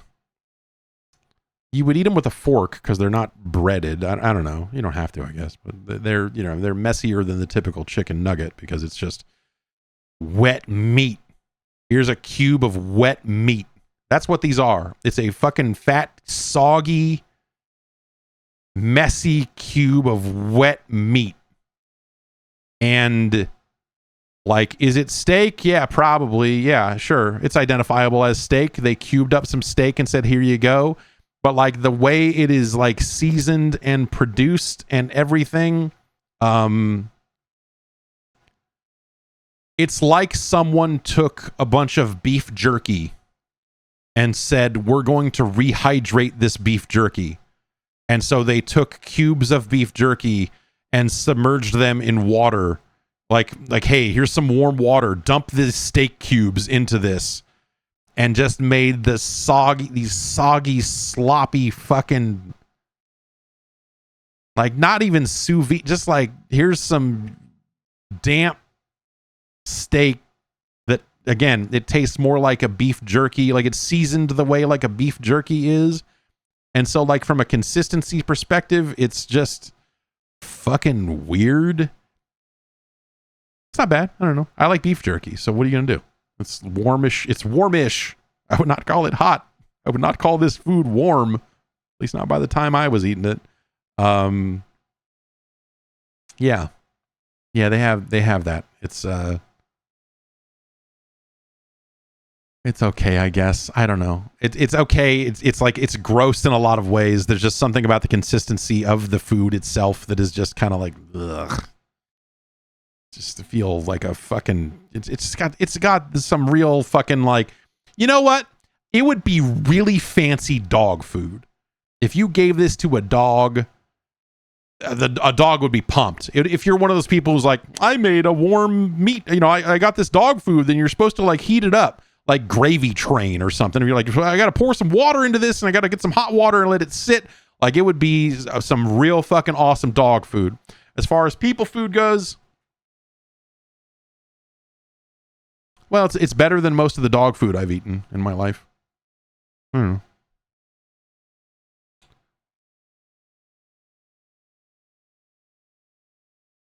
Let's see if we've got any.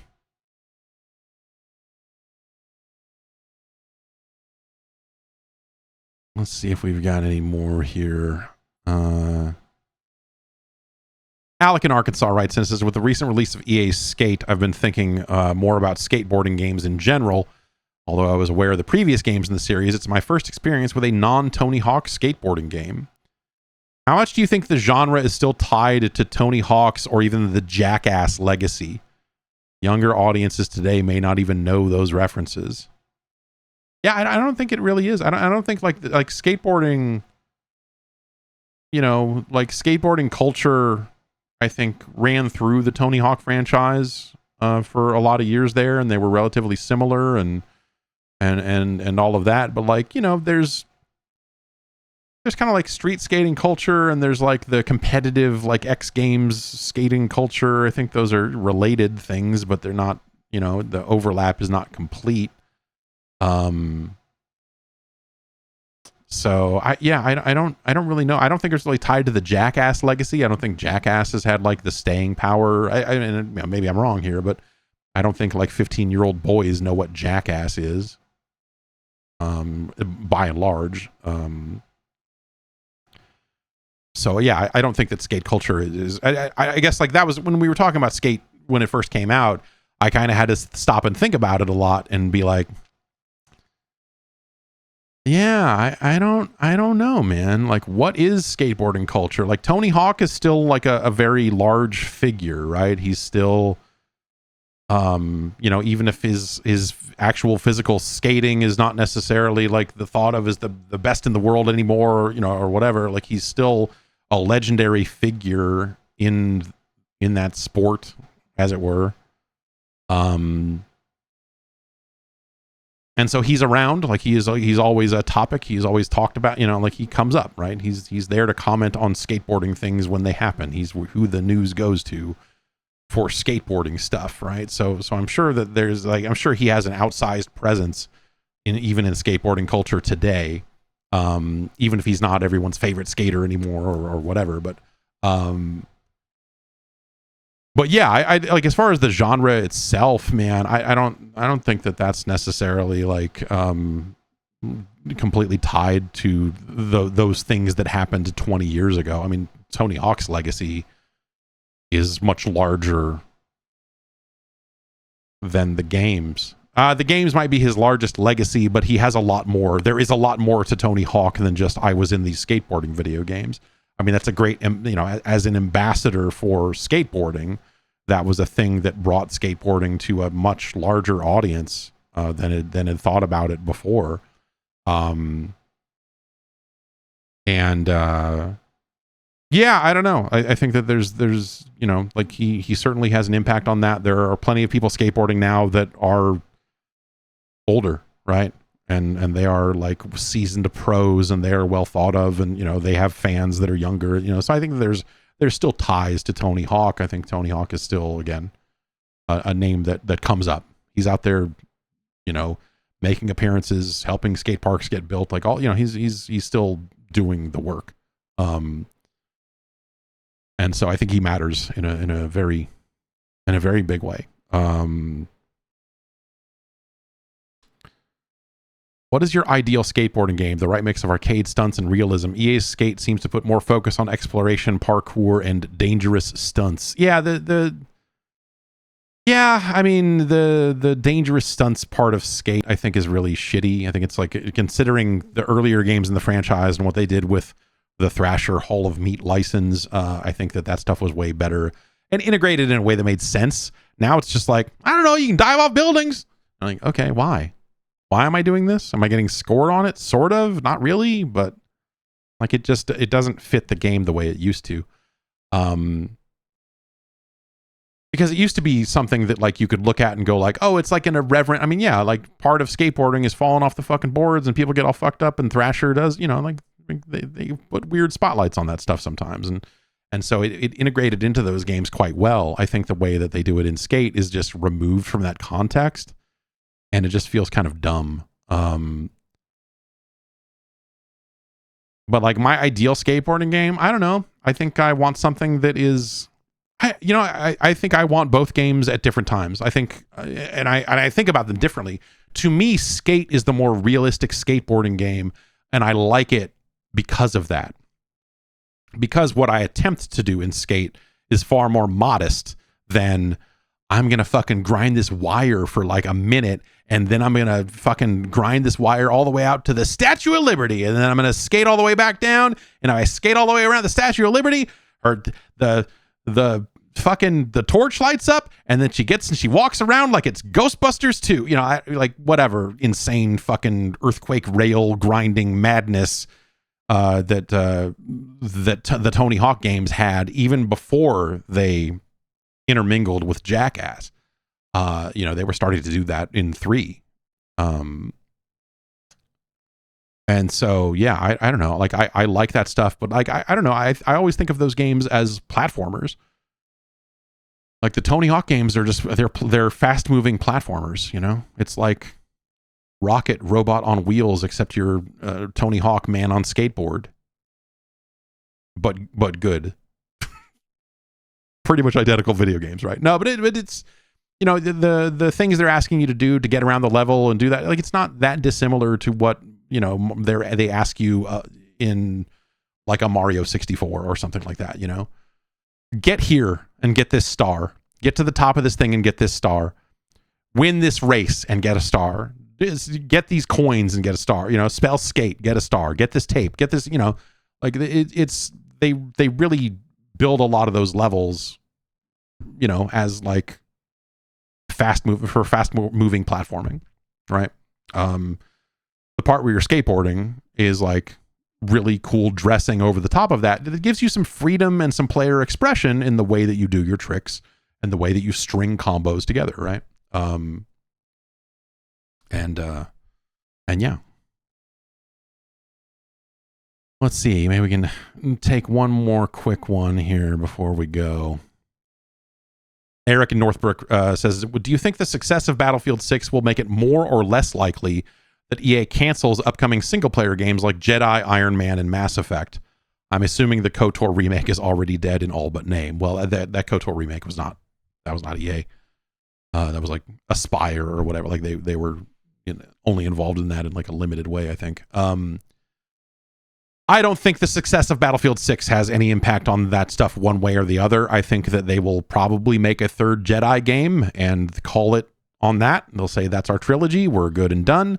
I think Iron Man was like, last I've heard about Iron Man, in terms of the game they're making and their take on Tony Stark as a character and his age and all that. Like the last stuff I heard about Iron Man is that it's really looking good, and that it's coming together really well. For what that's worth, I have not seen it for myself, but that's kind of the smoke on the streets, whatever. But like people, I've heard good things about Iron Man. Mass Effect. You say like upcoming single player games like Mass Effect. I don't view Mass Effect as an upcoming game. I don't know. I know they talked about, hey, we're going to make another one of these eventually or whatever. But like, I think, between the numbers that Dragon Age did, and I don't think this has anything to do with Battlefield 6 and the success thereof, or even necessarily the ownership change potentially happening there as well. I think it's unlikely that they make this Mass Effect game. I don't know. It just, it seems like something that could just as easily fall off the radar and be done and gone. And that is something I might more further ascribe to the sale of the company, where they go like, okay, in this environment, like it's not worth it to the number of years it might take to finish this Mass Effect game and what we think that the size of the opportunity is. Like, it might just not be worth it for them to pursue. And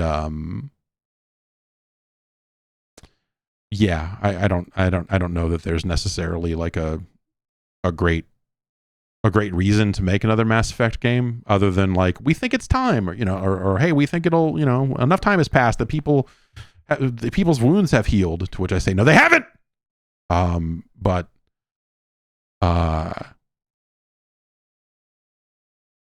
yeah, I don't know. Like, I don't see a new Mass Effect as like a guaranteed thing. But again, I think that doesn't have anything to do with Battlefield. I think they have a lot of studios working on Battlefield one way or the other. It doesn't seem like a situation where they're going to need to like throw people at a problem. They had a very successful launch. We'll see how the Battle Royale does. Like that, obviously they probably have a lot of financials and numbers wrapped up in like this free-to-play thing and conversion rates and skin sales and whatever else for a free-to-play Battle Royale thing. They're obviously looking at what Call of Duty has done with Warzone, and they want some of that too. And we'll see how that does. I don't know, but like, I don't,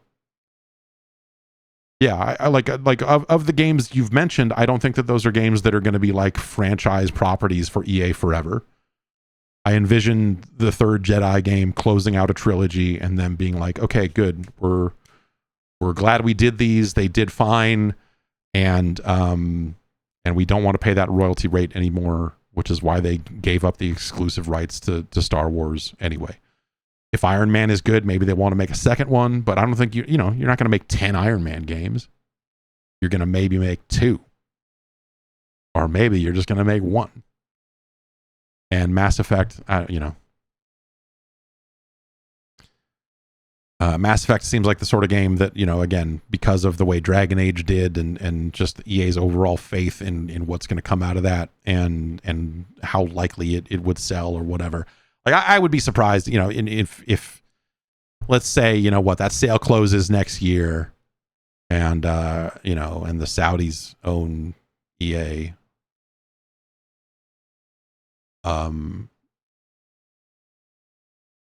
And more importantly, like for, it's not about the ownership and like them dictating, like you will make these types of games. It's nothing. I don't think there's anything that nefarious that would happen that immediately.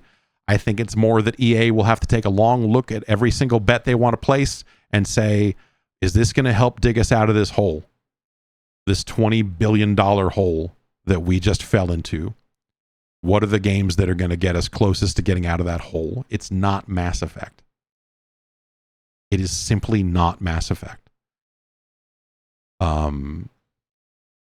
And so, yeah, I think it'd be very easy for me to, unless that game is like very far along secretly and they're just like on the cusp of like announcing and turning it around or whatever. Like if that game's got years left on development or something, I could see them just walking away from it and shuttering BioWare.